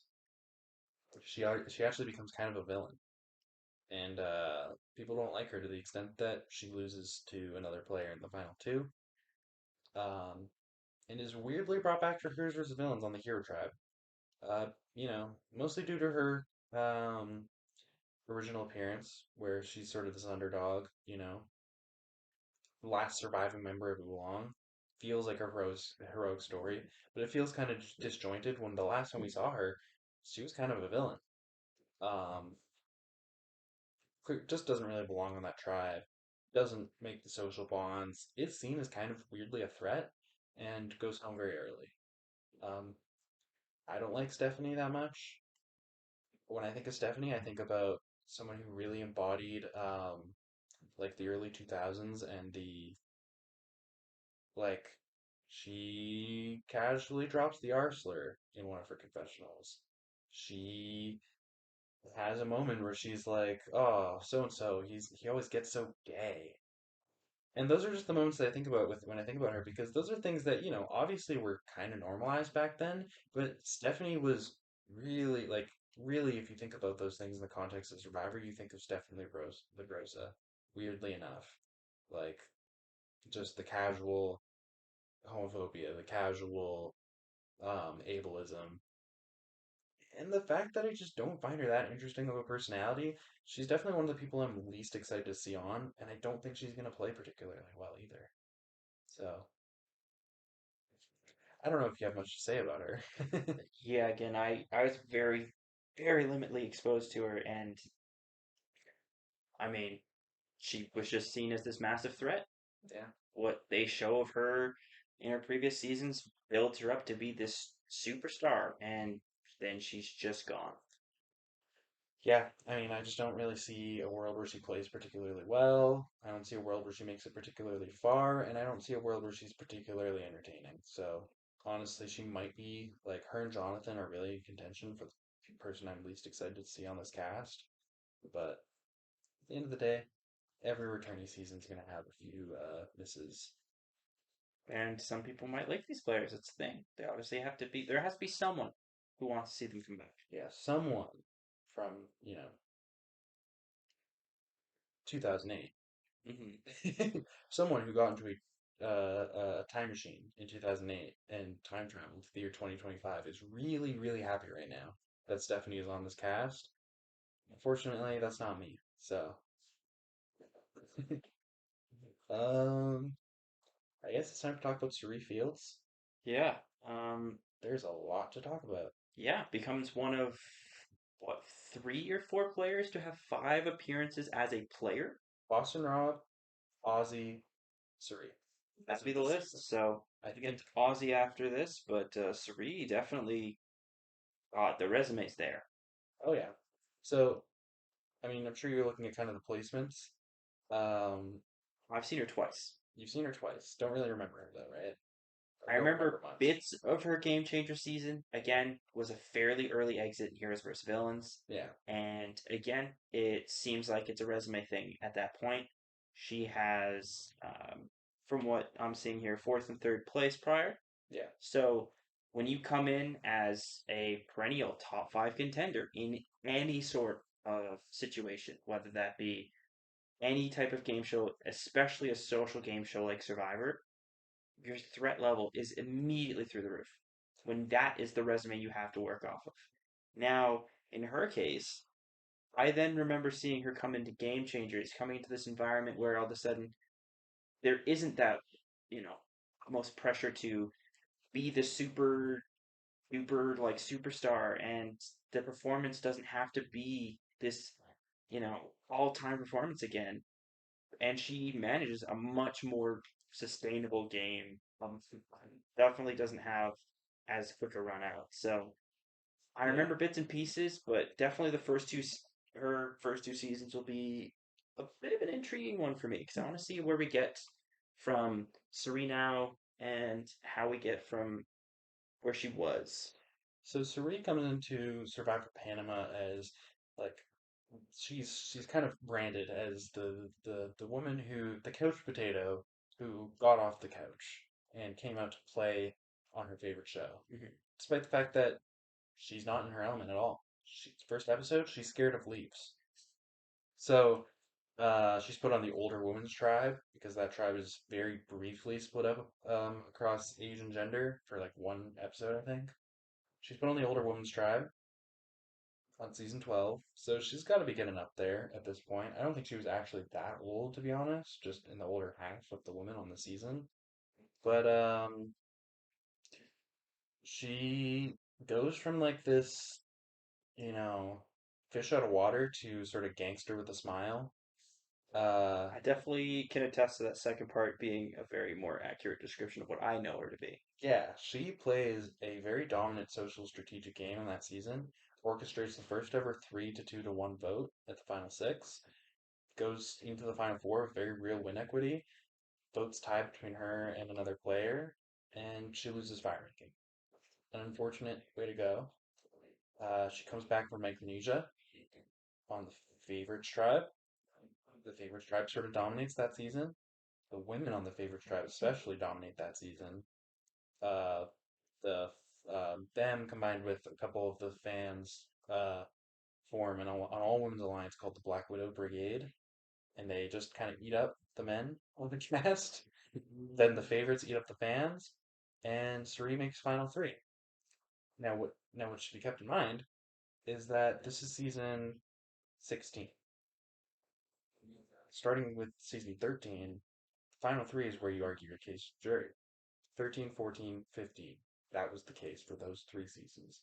That was at that point the established norm. Out of nowhere at final three, a twist is dropped on them. It's a final two now. There's one more vote out. Suri. Everybody knows. Like everybody knows that she was going to win. If that season was a final three, she would have won. So of course she gets taken out at three. Genuinely one of the most screwed over players of all time in that moment, where by all means she should have won the game. She had it. Like she was there at the final three where she was supposed to get an opportunity to argue her case to the jury, where the jury almost undoubtedly would have voted for her to win. So she has an almost win and a pretty much like win in like unofficially in another universe under her belt going into Heroes versus Villains. She still is only taken out due to an idol, pretty much. Yep. And it's an unfortunate situation because again, imagine a world where that doesn't happen. It's an idol, and even when the idol is played, the vote ties between her and another person. She's taken out on a revote, I believe. Yep. It's either that or the vote ties between her and someone else, and the person that she ties with is the one who plays the idol. One of the two happens, but either way, it's not like a normal vote out. It's part of the game, but it's not a normal vote out that takes her out early on. Heroes versus villains, game changer. She comes in, puts in the work to build those relationships, makes it to final six. You know why she's taken out of final six in game changers? She's the only person left who didn't either win immunity or who doesn't have some sort of idol or advantage that allows them self safety. So Yeah. everyone plays their idols slash Has legacy immunity. Yeah. legacy advantages or has immunity, and she goes home by default with no votes cast for her that term of council. Yeah. One of the craziest situations on Survivor history. Yeah. So she has three near misses in terms of winning the game. No player has ever won three times. And the players who have won twice haven't come close a third time. So she really is like in the GOAT conversation. The only thing holding her back is that she doesn't officially hold that title of sole survivor in any way. Even though she by all means probably should. Um Widely considered the best to never win. Um Now, even at this point, 7 years removed from Game Changers or so, she was already getting old. in Game Changers. Could that play a role? Sure, it could. Suri has always been a player who can rise above any challenge. You know, maybe we see another heroes versus villain situation where she goes home early to an idol, but Suri just has this way of just making the merge no matter how much of a target she has on her back. So I really do think she could go far, even if she's going to this season probably with the biggest target. That's never mattered for her in the past. So if she wins the season, I mean, she genuinely probably becomes widely considered the GOAT. And that's an insane prospect to be going into a season with. And even if not, assuming she makes merge, of the players that have that, history of getting far in seasons, normally it's once, twice, maybe three times. Let alone 4 seasons where you get to the final 5 or 6 would be ultimately, indisputably Nobody's done that. talented. Yeah, it's unbelievable. Boston Rob hasn't. Ozzy hasn't. Players that have been on 3 seasons, there's always one dud, right? Yeah. Let's look at the list. It's gonna be just good, Actually, good, mid, good, good, mid. If Ozzy makes it far this season, he will have also done that because he also has, if I remember correctly, at this point, 3 far runs and 1 relatively early exit. Yeah, I mean, Loosely, but his Micronesia run isn't like super far, but at the end of the day, as well, who do we think is going farther in the season? Sari, who has that social equity, an unbelievable way to fight her way into the top of the social pyramid, or Ozzy? And we'll get into that. well, we might as well get into it now. Yeah, Ozzy, Ozzy Lust. yeah, he's one of those players. Again, I've seen him mostly remembering his Game Changers run, which intriguingly is his worst. It does check out because you're looking at a guy who has built his, I guess, almost namesake off of being the challenge guy, the physical specimen, the player to beat at individual challenges. And when he goes home on earlier seasons, I imagine that's pretty much the case. It's probably one of those things where it's like, all right, can we beat Ozzy now? Nope, he wins immunity. Oh, he finally loses one. Should we get rid of him? Probably. Yeah, That's I expected these scenario. pretty much. First time out, second place. Let me guess. People don't clock him. People don't take him as that kind of player yet because the game's different. Cook Islands is so far enough back that I mean I don't remember it. It was the first season I ever watched, but I imagine part of the social strategy wasn't to realize that he was that guy. Yeah, well, and ultimately, when it came down to the final two, it was a what do we respect more? Do we respect the physical aspect of the game more, or do we respect the strategic aspect more? And the man who ultimately ends up beating Yule was really that ultimate strategic player who takes the victory over him in the end. He hasn't, I mean, honestly, like, he has one other season where if he makes final three, he wins. That would be South Pacific, where he comes in fourth. So he does have two very real like near misses under his belt in terms of winning. But neither of them would have been particularly impressive wins. Where any of Suri's wins would have been incredibly impressive. So, depending on what you value, of course. I mean, in Cook Islands, he was a dominant physical player. In South Pacific, he was again a dominant physical player. He just never got the strategic aspect of the game down. And even in um, Game Changers, we see him vote for Brad Culpepper. Why? Because Brad Culpepper played the best strategic game? No, because Brad Culpepper played the best physical game of the final three. He played the best Aussie game. And that's what Ozzy values. Yeah. Ozzy wants to see a physical player win. He doesn't want to rely on the strategic aspect of the game. But you can't win a modern season like that. You can't win an old season like that. Look at Colby. Yeah. Colby's best game he ever plays. He goes in that final tribal and gets verbally dominated by someone who has all the connections, who has not necessarily the best strategic game ever, but enough of a game to make the difference. If you've heard like some of the things like that how people describe her postseason and like outside of the edit, genuinely fantastic strategic player in that season. And even if you haven't, you look at her on screen, every time someone gives a confessional after about final 8 or 9, it's, oh, I just had this really fun conversation about this with guess who? Mm-hmm. Our winner. Yeah. So there was a clear level of strategy in the social game that went above and beyond to prove, not once, but twice, maybe even, I'd argue 3 or 4 times in Survivor history. Just winning challenges isn't enough. No. And I think we need to see a massive evolution And from Ozzy's game for him to have a chance. and at this point, can Ozzy even win challenges like he could in Cook Islands? So, do we see an Ozzy evolution arc, or is Ozzy an early exit? I guess we'll have to see. But that brings us to Coach Wade, Benjamin Coach Wade. Benjamin, that's a funny one. Oh, he's Heroes versus Villains is kind of an odd season for him. I feel like Mm-hmm. it doesn't align with what I remember from his time in South Pacific. Two very different seasons, Mm-hmm. and I see his first season 5th place. I want to hear how that works out. What is the story behind Coach? Coach, he comes in. He's not quite the Dragon Slayer yet. Okay, he has to earn that title. He is just an eccentric guy. He is just kind of a delusional guy. He's just kind of an off-putting guy, but he's fucking hilarious. And I think people kind of keep him in the game because they don't take him too seriously. Now, do I remember exactly why he goes at Final Five? I think it really just came down to the alliances that existed at that point.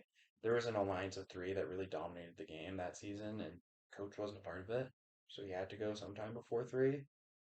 But he just wasn't taken seriously, so he was never a threat because he was just such an unserious person.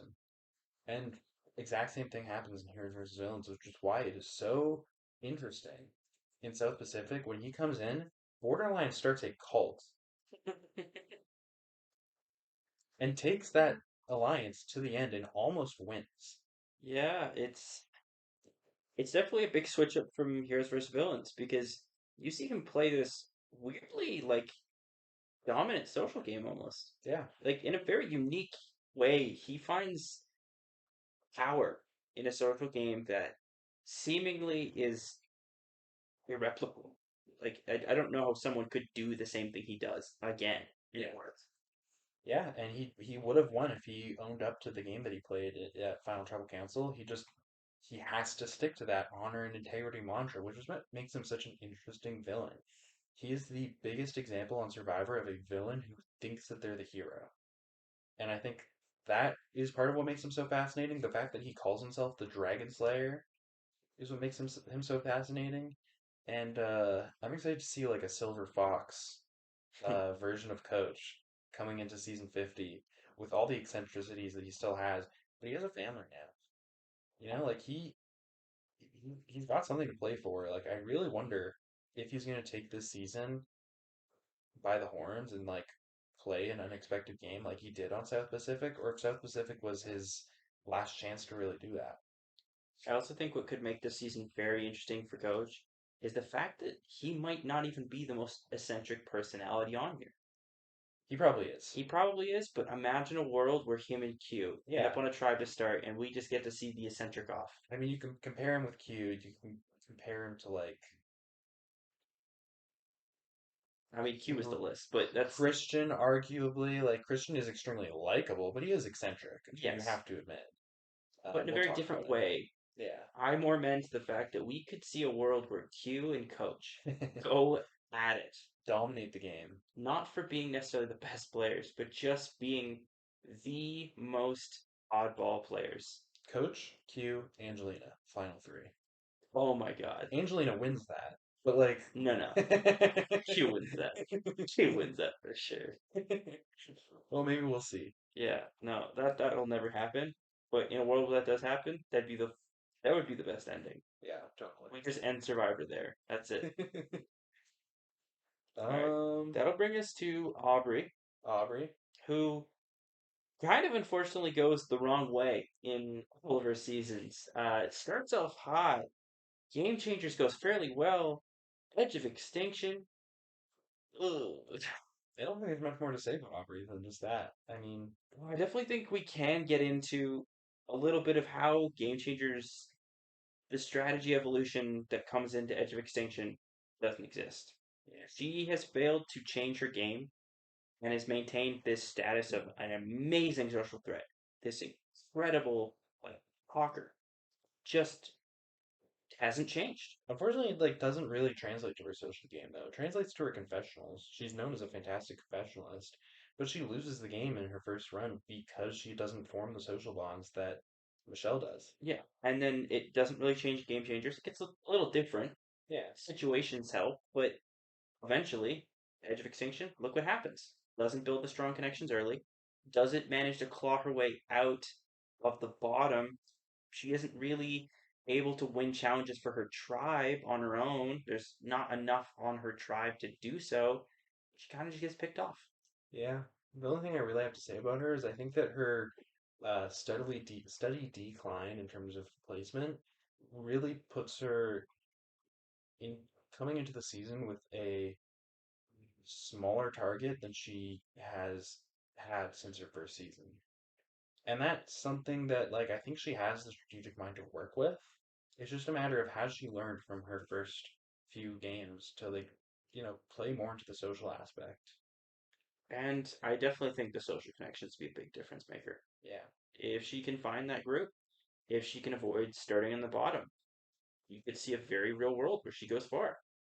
But if we see another Edge of Extinction, that'll be the extinction of her Survivor run, I think. I don't know that we get her back a fifth time if she can't get somewhere in this specific I season. I don't think Aubrey is a five-time player. I'm honestly I thought three times was like made sense for her. So a fourth time I think is generous for her. She really needs to make the most out of this. But I don't dislike her. I like her. Yeah. I hope she goes far, kind of. And I'd be interested to see how that plays out. Now that brings us to a very weird era. We have now gone to single time players now. There should be Yeah, no. no more double, triple, quadruple returning seasons. And honestly, my pick right now for potentially the most underdog with a high profile target. Hmm. I think Chrissy has such an opportunity to be one of those people to go top three again, Yeah. and truly have two phenomenal games to start her resume. Because the season she's on has a very unique navigation to it, very big personalities, Hmm. and it almost, aside from the fact there's no real like returning players, feels like it could be a similar situation here. Hmm. There's a lot of people that you could make those drawable comparisons. You could definitely see similar personalities clashing early, right? Some of those physical, strong players that have the story to tell, and some people that come in with those egos that maybe don't have as much to prove. I feel like she could definitely well navigate herself to a very long game again. However, came in second once. That's immediately a big target. Yeah, and it's immediately a potential to come in second again. Like, does she win the game? Is her jury management better this time around? It's hard to say. So this I think could be a very cool moment we see. Is Chrissy able to evolve from that first game? Yeah. Or does she suffer a similar fate again and fail to make the right connections with the right people at the right time? Hmm. Does she make people that end up on the jury willing to give her $1 million the second time around? Yeah. Or is she going to watch $1 million be handed to someone else again? Yeah. Hopefully another Ben.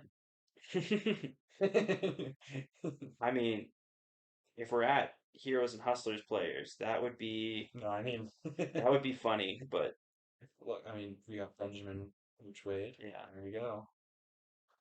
Mm, Now we get to a list of David vs. Goliath players. I think this is it. Oh, no, no, no, and then we have one more.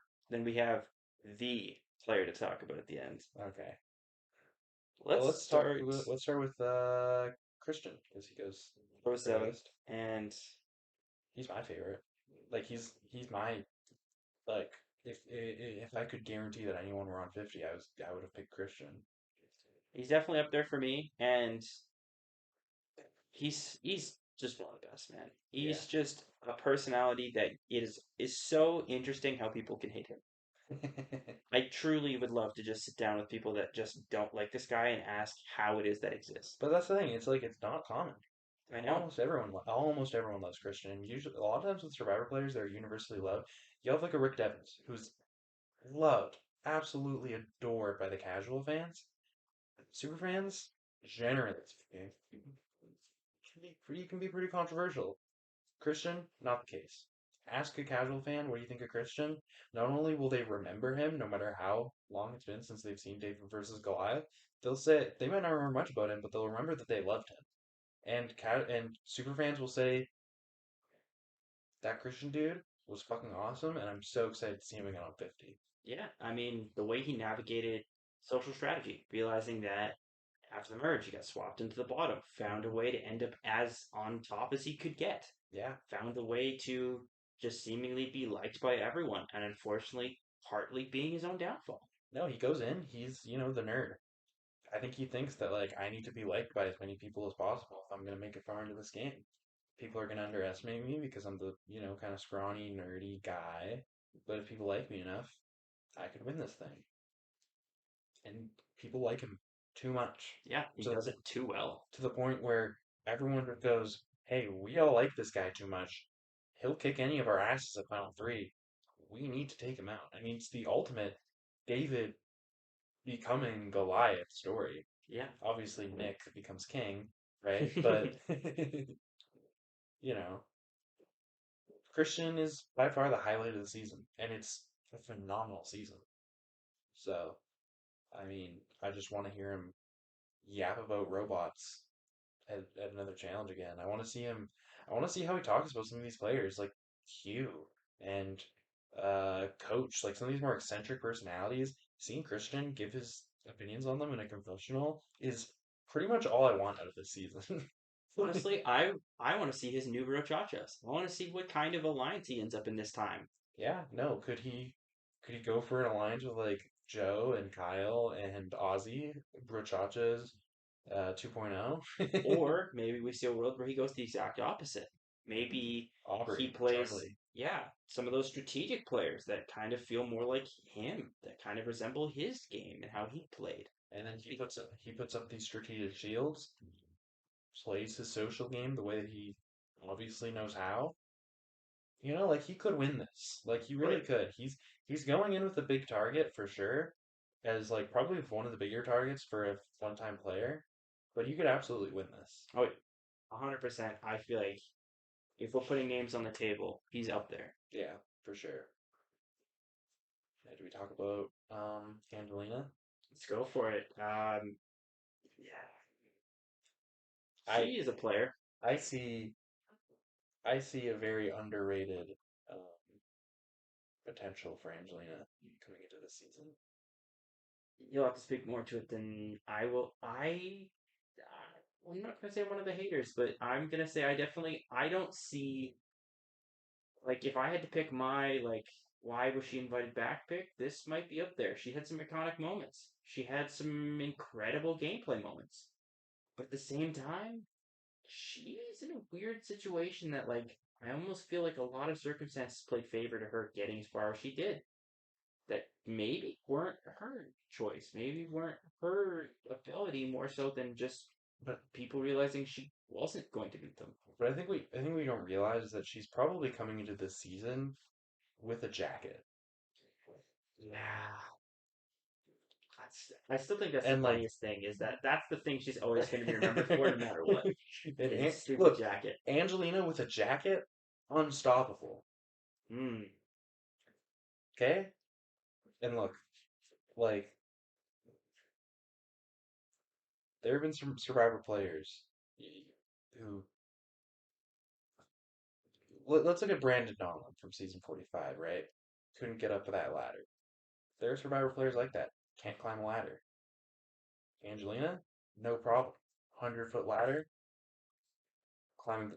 She could climb Mount Everest on a ladder if you asked her to. Yeah, apparently, it's unbelievable how far she could climb. And you know what? Maybe this time she won't fall. Yeah, hurt herself somehow on this 30,000 foot climb, Yeah. this massive island-sized hill. And then, of course, if she's ever in a pickle and needs to, take some social capital, she can always set out a challenge and get rights for her tribe. It's a move we've seen from her before, very successful. Spawned So, a new era change. I don't know why. But no, in all seriousness though, I think Angelina, like you look at players like Q and Coach, I don't think they quite have well, Q more so than Coach, but I don't think they quite have the self-awareness to change the way that they play the game coming into it.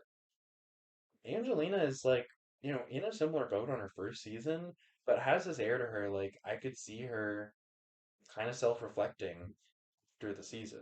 Obviously, it's something she struggles to do within the season itself, but I think that she's a genuinely smart person, and I think like if she watched her season, which she must have, she saw, hey, I didn't really do all that great in the social aspect of the game. I was a little bit not self-aware. Like maybe I can change these things about myself, and I think that she not only has the ability to do that, but I also think like she actually displayed some decent strategic reads on David versus Goliath. So she plays a decent strategic game again. She can sort of work on her social game. She's not coming into the season with a target on her back whatsoever. Who's looking at Angelina as a threat? She's not terrible at challenges by any means. Like I do think she's kind of like this player who was really missing something, who could become an all-rounder, who doesn't have a target on her back, and who would have a pretty like great story if she were to actually make it to the end with um any sort of win equity that the jury might look at and go, hey, she really made a massive improvement here and played a good game. Maybe we should consider voting for her. Yeah, definitely. I think it'll be best to see the evolution Mm. because if she truly does evolve, she really has opportunity. If she doesn't, it will be her shortcoming, and it probably ends up being pretty obvious. And she'll be entertaining. Oh yeah, So, whatever happens, happens. I'm ready for it. Now we got writer and director of the hit show White Lotus, also writer and director of Nacho Libre and School of Rock, the man who possibly made Jack Black, Mike White. the man who also, if we're talking about players who came really close to winning, Mike is someone who could have won if he wanted to. More than likely, Yeah, he had all. I think he had all the tools he needed, and I think he kind of sells himself short a lot on that second place season. You could have probably fought a lot harder at the final tribal council, that's all final he needed to jury. do. Final Tribal Council, if he fights a little bit harder, like a lot of people on that jury said, look, like Mike didn't really seem to want it. I kind of flipped my vote to Nick halfway through when I started to realize Mike doesn't really want this win, and Mike himself said, I didn't want to take the $1 million away from someone who needed it obviously a lot more than I did. But he's also said since that he regrets that. Now, does he regret that because the person that he ended up giving the $1 million to turned out to be a transphobic piece of shit? Maybe. Does he maybe regret not having the title of Soul Survivor? Is it maybe more of that mental, like, I could have been this figurehead for that season? Instead, I'm remembered as the guy who kind of gave up first place. Yeah. And you look at Mike, like he has the strategic mind, he has the social ability. He's very good at managing his threat level while still playing a very great game. Yeah, he truly is a 4 to 5 tool player, and if he can put himself in a situation where there's people around him that can win the challenges he can't, why can't Mike White go to the final three and win? And if he goes to the final three, I mean, we know he's coming into this game with some regrets. Surely he changes his approach. We know that despite being one of the most successful TV writers and directors right now, he begged Jeff Probst. Like Jeff has said it himself that Mike White practically begged him to let him play again at the next available opportunity.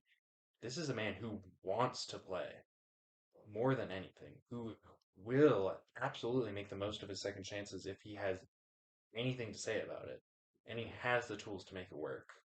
So I'm actually super excited to see Mike White play again in a situation where he wants to be there even more than he did the first time, I think. And Yeah. has like genuine regrets for how he played his first season. Yeah, it's one of those moments where you always look back on that and go, I could have, and really wish you could say I did. Yeah. There's always that kind of mindset with someone who goes that close, that far, and just Now, doesn't take it. do I necessarily think he's going to be fighting harder than everyone on the cast? I mean, everyone here is going to be fighting hard to win. Someone like Suri has come so close so many times that she has to want this more than anything, right? Someone like Ozzy, I don't know. Someone like Colby clearly wants to play. Is he going to fight for his heart, Mike?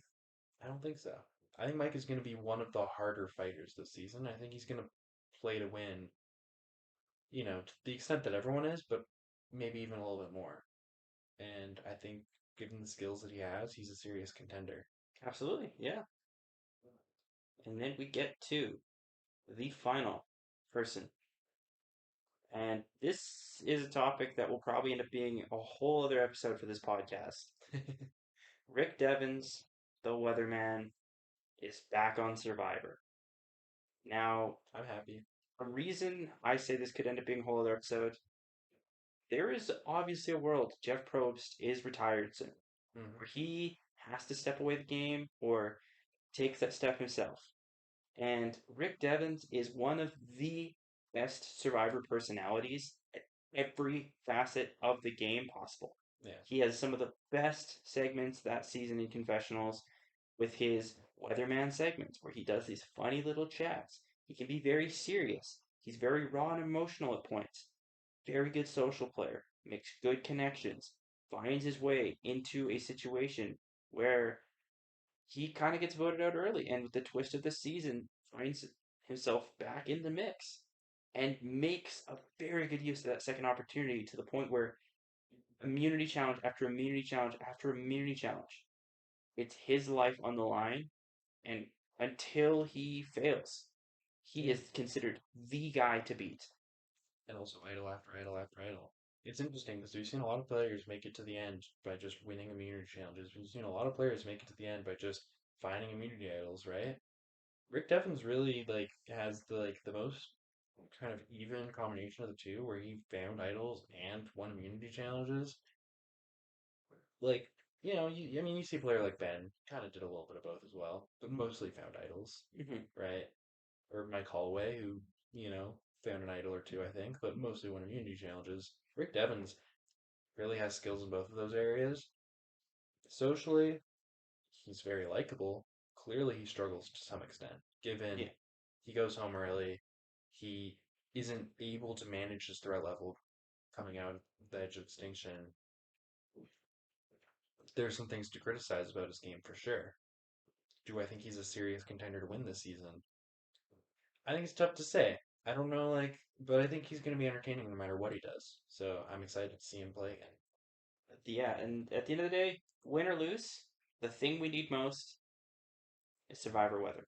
Mm-hmm. We need to get those segments because at the end of the day, not everyone might agree that there is a true candidate to replace Jeff because Jeff is arguably irreplaceable. This franchise has lived and died off the back of how well this show has been put together and how well Jeff has been able to keep it entertaining, cast after cast, season after season.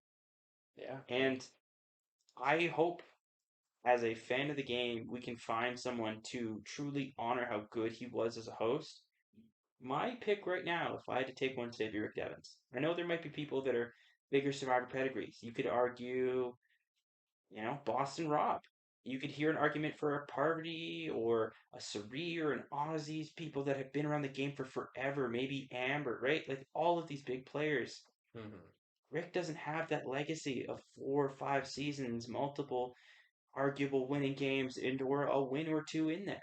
But the more important thing to me is that he has been one of the most enjoyable, likable players and just has this natural charisma for the camera, Mm-hmm. just has this natural ability to connect with players on a person to person level.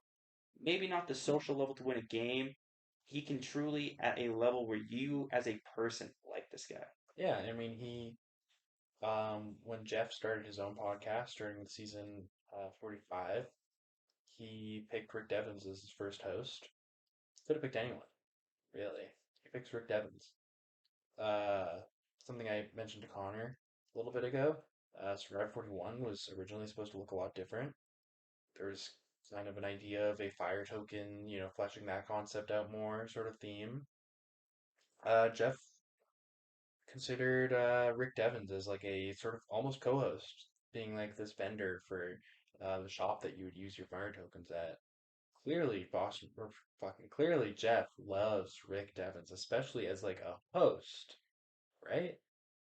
Jeff has asked Rick Devens to be his co-host on a podcast. Jeff almost asked Rick Devens to basically be a co-host on the show. And Jeff has asked Rick Devens to play again at the soonest available opportunity. I mean, I not only do I think Rick Devens is a good candidate, I think he's the almost most likely candidate at this point to replace Jeff Probst. Especially given, I think of the candidates, he's the most likely person to actually want to do it. I don't know that Boston Rob wants to replace Jeff Probst. I don't know that he should. Rick Devens absolutely might want to, and absolutely would be a very solid replacement. Would it turn a lot of people off the show who don't like Rick Devens for one reason or another? Maybe. But any player would do that. And I think Rick Devens would just, really be able to fill the shoes of Jeff in a way that most players wouldn't be able to. And I mean, it's hard because Jeff is like almost the undisputed GOAT of reality TV hosts. Like there really isn't much of a conversation. Julie Chen Moonves, no. She doesn't want to be there. She literally did not want to host Big Brother. She wanted to be like a weather woman or like a news anchor of some sort. And they were like, "No, you're gonna host this reality show." And she's like, "Do I have to?" They're like, if you want a job in this industry, yeah." Which is kind of shitty, but you know, doesn't make for a great host. Jeff practically begged to be the host of Survivor. He wanted it more than anything. He heard the concept and immediately knew that that was his calling in life. That's just not something you hear about reality TV hosts, and he really has so much love for the show that replacing him is such a big task if it ever comes to that. But I really do think Rick Devens is a solid candidate, and I'm really excited to see him play the game again. Maybe playing the game twice too gives him the status that he needs to really be the perfect pick. Yeah, and obviously for that exact reason, I hope he goes super far. I hope he does super well. Very realistic world. Rick Devens comes in and maybe doesn't have the tools he needs to win the game. Maybe he doesn't go that far. Right? At the end of the day, this is a 24-person cast of all stars, legends, icons, and otherwise superstar players. Mhm. So any person here has apparently at least something that other players might not be quite nearly as good as. Except for Stephanie. Well, okay. But that aside, it's still anyone's game, and surely Rick Devens could be in that conversation for many reasons. Yeah. More importantly, I think it's a very big consensus here. We would like to see his success and an opportunity for him to at least be on screen as much as possible Yeah, for a future prospect for the show. for sure. Honestly, I think that would be the coolest part of the season for me.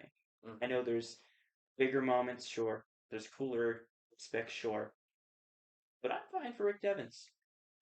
Yeah, that's fair. Time to talk about Emily Flippin. Flippin Emily, financial analyst. Emily Oh Flippin. boy.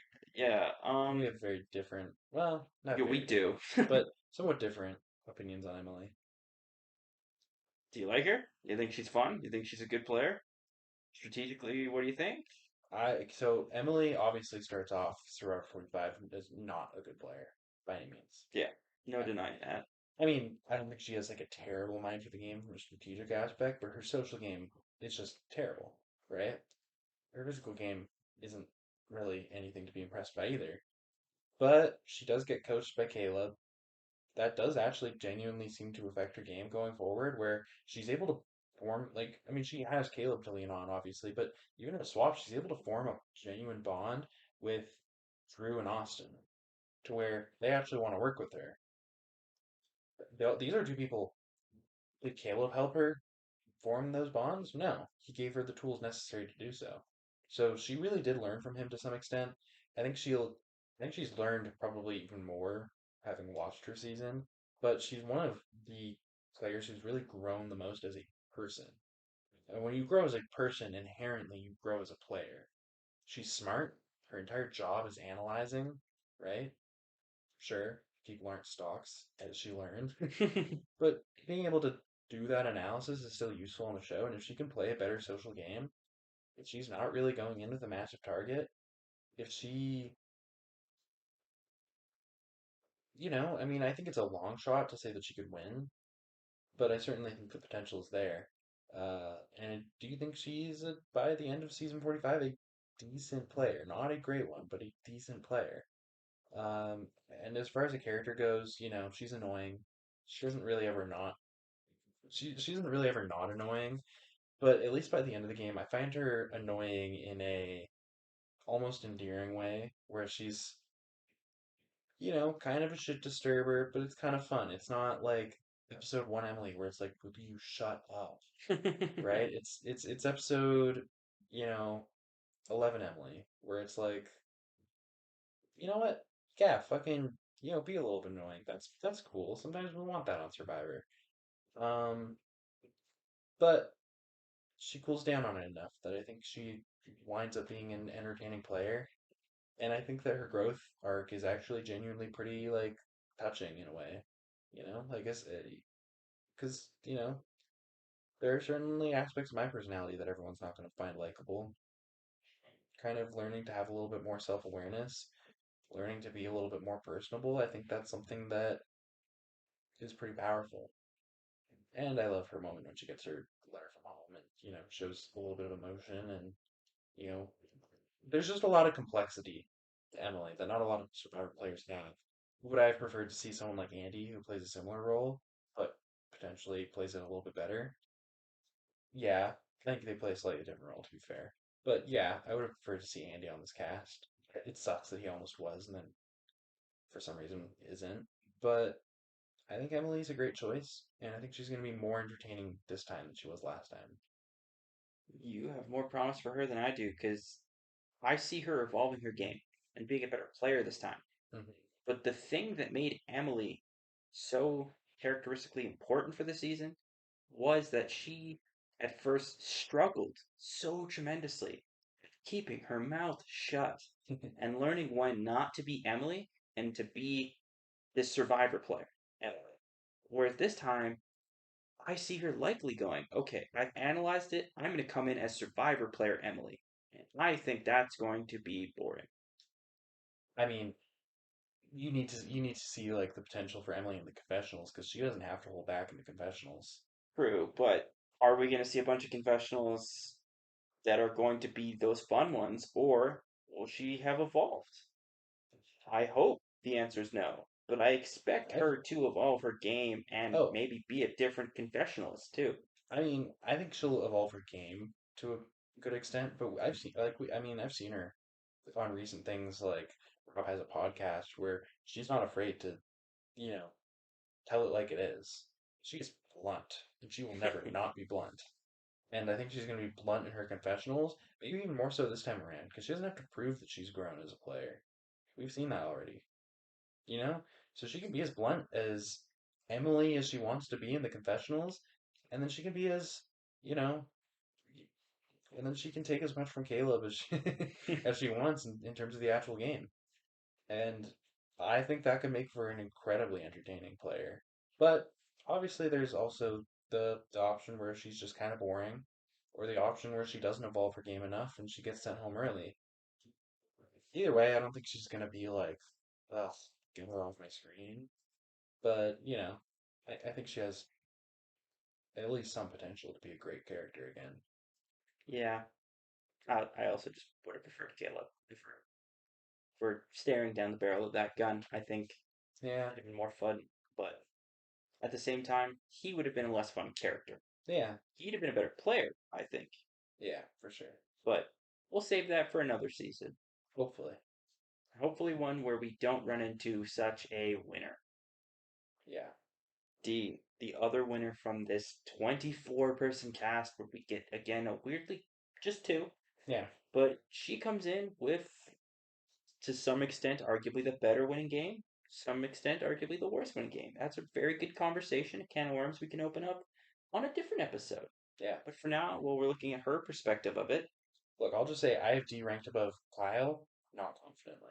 That's as much as I'm going to say. Yeah, it is. It is a close argument, and that is truly a segment that we will have a good one discussing. Well, I think once Connor finishes the New Era seasons, we can do kind of a New Era retrospect episode, just talking about all the New Era seasons, maybe giving our individual rankings of the seasons, talking about the winners, all that. Yeah. But for now, we can talk about her season and how it might translate to the current upcoming prospect of season 50, where yeah, socially, firecracker, who can be very good at talking. hmm That could be very interesting. This group has a lot of people where it feels like she could end up kind of almost a ringleader. yeah, She can end up as kind of the face of a big alliance, which is a scary thing because that means threat level, and she's a winner. But in terms of gameplay, she can find a way to be in charge of a group, play it from the bottom, play it from like almost a middling perspective, and realize that she doesn't have to come in and swinging this time. yeah. That she can play a low profile game and still use that same strategic aspects to her social game. She could be a back to back winner contender. She has tools to do so in those challenge wins too, and it would be good to Look, see. it's not likely. It's not likely, unfortunately. Fortunately, you can make the argument either way. Yeah, But but she's a great player, oh yeah, and definitely has a great resume. I think going in, like she doesn't like going in. She's not as recent of a winner as Kyle. She's not as dominant in challenges as Kyle.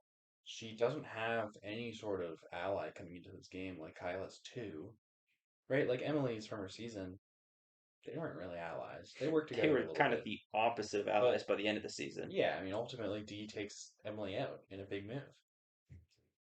Arguably the move that could win her the game. Yeah, and like, so it's kind of like the situation where I don't think she's going in with nearly as big of a target on her back as Kyle, but I do think she's potentially a better player. Now, she's still going in with a massive target, and Kyle's still a fantastic player. So does that necessarily mean that she'll do better than Kyle? That she'll do better than him? Maybe not. But I do more likely than not see a world where Dee at least makes it further than Kyle. Don't really see a world where she makes it, to the end game, though, unfortunately.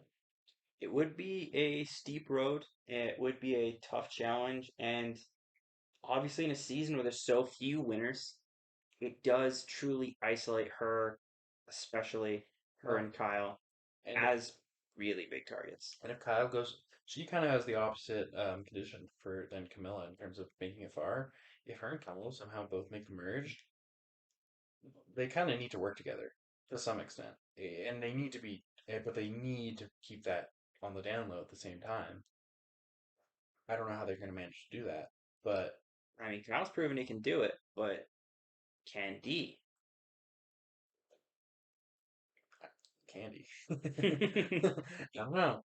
I mean, I think her relationship with Austin was a little bit underplayed, where people saw her more so with Julie, but I mean, that's not really like people saw that four as a type four, so Yeah, and people, I will also say, did kind of see her in that relationship part potentially, right? Was that as showmans? yeah, She doesn't have to worry about this season. maybe we see the D and Kyle showmance. I mean, that would be that would be a journey. Yeah. That would be something. It'd be. I mean, if we look at the history, though, it makes sense. Look, uh, you gotta feel bad for Austin. Yeah. You gotta feel bad for fucking Wendell's wife. Anyways, but And that's where we wrap up this segment. Oh boy. That's the other thing. People know about that. Like, So does that play into the game genuinely? I hope so. I hope D goes home. But at the same time, can D win again? And probably not. Yeah. I But jury's out on this one. here's the thing, I think D makes it further than Kyle. But if you told me right now that one of them was gonna win, It'll be Kyle. I think it'd be Kyle. I think he has like kind of more of that quality to like. I don't know. There's just something about him where I just feel like he really could be that two-time winner, but he almost certainly goes home early. So it's hard to say. High variance player for sure. Yep. Very, very much agree. Yeah, I mean that kind of Wraps up our known players. We yeah. got 22 names on the list, Yeah. confirmed. We know who they are. We have two unknowns currently on the bill. Season 49 players. And unknown isn't a little bit of a There's a little quotation mark. stretch. Yeah, we do have some confirmed speculation. Yeah, from Definitely some some pretty reliable sources. reliable sources. So we do theoretically know who those players are, but we don't know their games yet. We So have it's a no little idea. hard to analyze, discuss, and I feel like that's something we could bring up on a future episode. Yeah, However, it does also open up a can of worms. Theoretically, what if we have a back-to-back winner? it's possible. What we do know is we're going to get supposedly one female, one male, 49. 100%. We know that for sure. I mean, it does make the most sense because that would make the gender breakdown equal. And where else would these two players come from? Unless, rumors are wrong. That would be a very Jeff's odd timing. Jeff's revealed. Jeff revealed that they were 49 players. So Yeah, so unless something drastic changes. yeah, unless there's like an alternate situation where someone drops out last minute, gets injured last minute. Yeah, unless something comes into play. We know these 22 plus 249 players, and it's going to be a good cast. I kind of before we end the podcast, I kind of want to touch on some like potential alliances we could see forming on season 50, some potential storylines. I mean, obviously we talked about it in terms of the individual players, but like one thing that I've seen floating around is the idea of this like losing finalist alliance where we have Colby, Ozzy, Aubrey, Charlie, Coach, uh, Chrissy? Mike? Chrissy, Mike, Angelina. That's like that's like a third of this cast at least, unless like I might even be missing some people. Joe, I believe. Show the losing finalist, yes, for Yeah. sure. Um, I think that's everyone. I believe I don't. That's over a third of the cast are losing, are at least one point losing finalists. That could be something that people bond over. I mean, all these players made it all the way to the end, and for some reason or another, their game wasn't quite good enough to the jury. They might have the most to prove out of anyone here because they know that they can make it there. They know that they can get to the end. It's just a matter of can they convince the jury to vote for them. If those guys want to line up and say, "Hey, look, if we're the final eight or if we're the final nine, one of us has got to win," that's a good combination of players. There's some people in there who I don't necessarily need to see go far. But I think that could be really interesting. Yeah, and to touch on that, there's definitely a real world where some of those players could end up on the same tribe to start and mesh really well. I Hmm. could see a world where, say, for example, Aubrey and, say, Chrissy or a player like a Sari could find some way to connect over that similar idea. Yeah, and Aubrey Charlie, Yeah, that's an alliance a that I could very see. real world that could exist. I mean, speaking of Charlie, I could see him finding, a guy like a Mike White Hmm. or maybe Joe as their kind of like different personalities really meshing well together. Because, Or even a Chrissy who has a lot of similarities to Maria. yeah, so there's some very real worlds where these people connect Hmm. on different aspects of their game in the sense that they have been so close before, and different personal aspects that they maybe saw in previous alliances that Yeah, they hope could prospect again. yeah. And then I'd say like we also have like probably our biggest rivalry on the cast, in Tiffany and Q. That could be funny. And Could they honestly, work together though? I don't think we get to see that. It'd be a fun world, but Hmm. I assume they'll probably get split tribes. Well, yeah. I imagine that probably don't see either of the two of them with Charlie either. They're probably getting all split. Yeah. And I don't know that we'll end up seeing all three of them hit the same beach. Maybe during a swap. We end Mm-hmm. up in a fun scenario where, maybe Q and Charlie or Q and Tiff end up together. Maybe Tiff and Charlie end up together. But I think there's a lot of people that won't want to run that risk because hypothetically, let's say they decide they want to work together, but they want to hide it, Yeah. right? They could use the fact that people know they may not like each other anymore, that there is that distinct rivalry possibility, Yeah. and, expect those two to isolate each other. When in reality, that is the craziest move ever seen Mm-hmm. if they manage to pull that off. Yeah. Flip side, Like it Kyle is, Camilla. yeah, but even better. Yeah. Now, the more obvious scenario that could exist, they end up on the same beach. One of the two of them probably just goes home right away.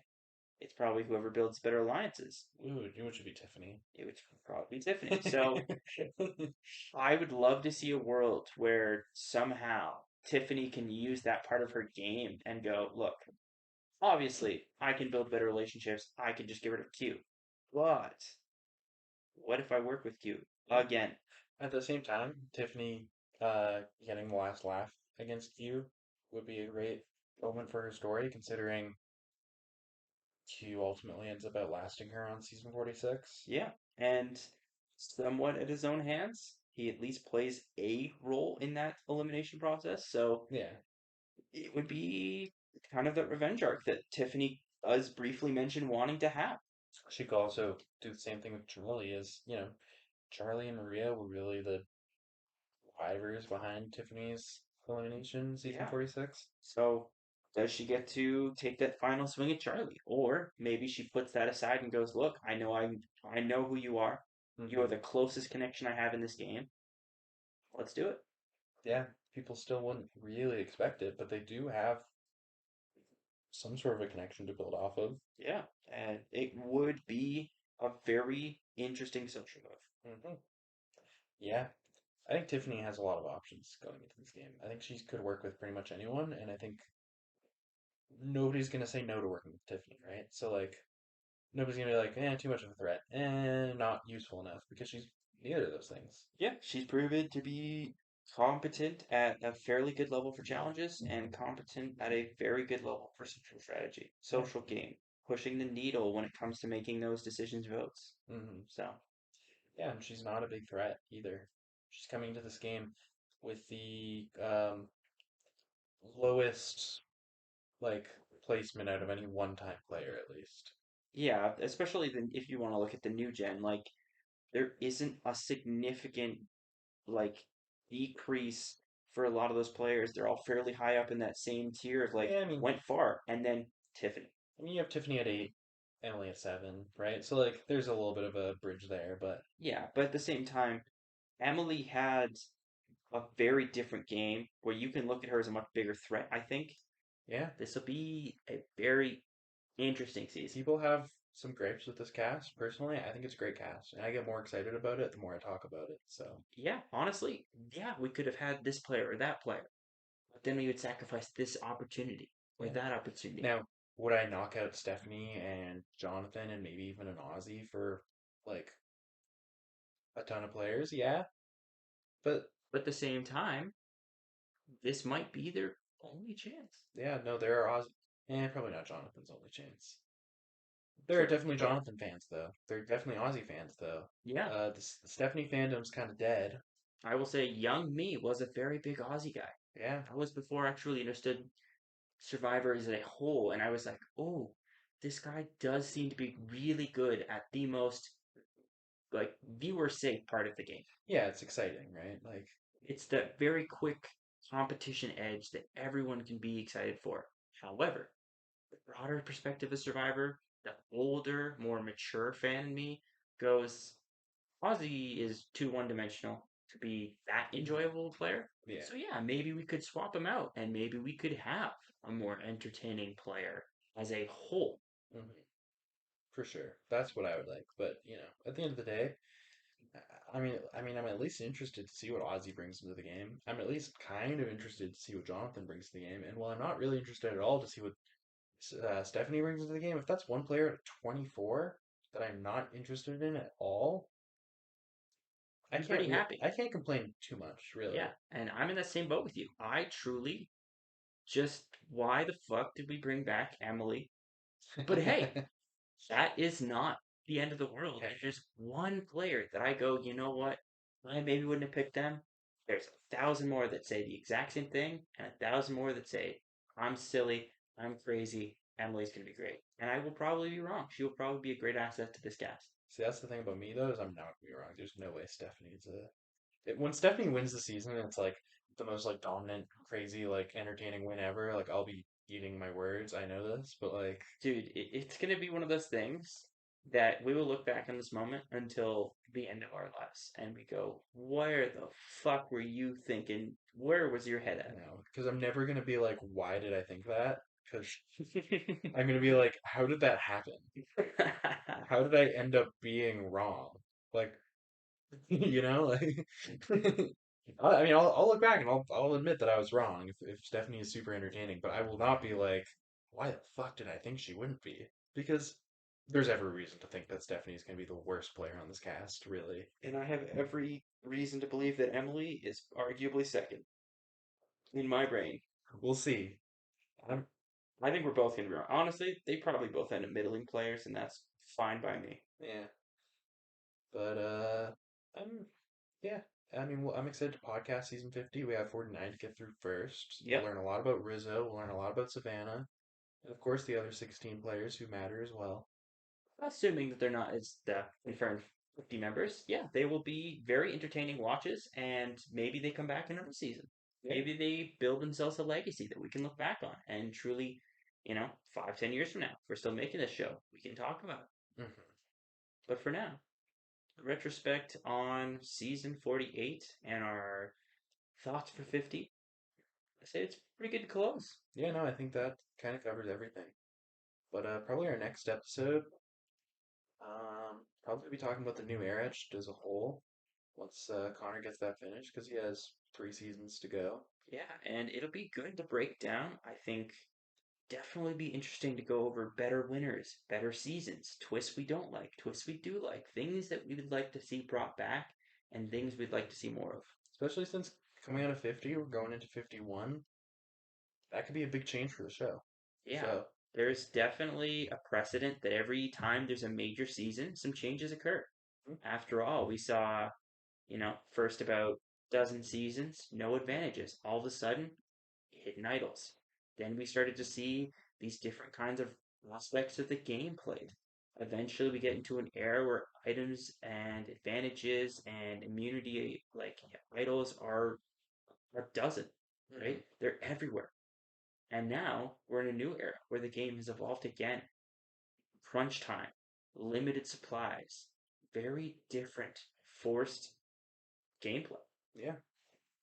And I'm excited to see what the 50s bring us. Obviously, probably a fantastic returning season to kick it off, but, you know, uh, and we're not ready to leave the 40s behind yet. We got one more season. Oh yeah, and apparently two very bright personalities Whoever they may be. probably coming our way. Anyways, hope you guys enjoyed the podcast, What is it called again? the Tribal Council podcast. There we go. The Tribal Council Podcast. As I plan on ending every episode by saying, the tribe has spoken.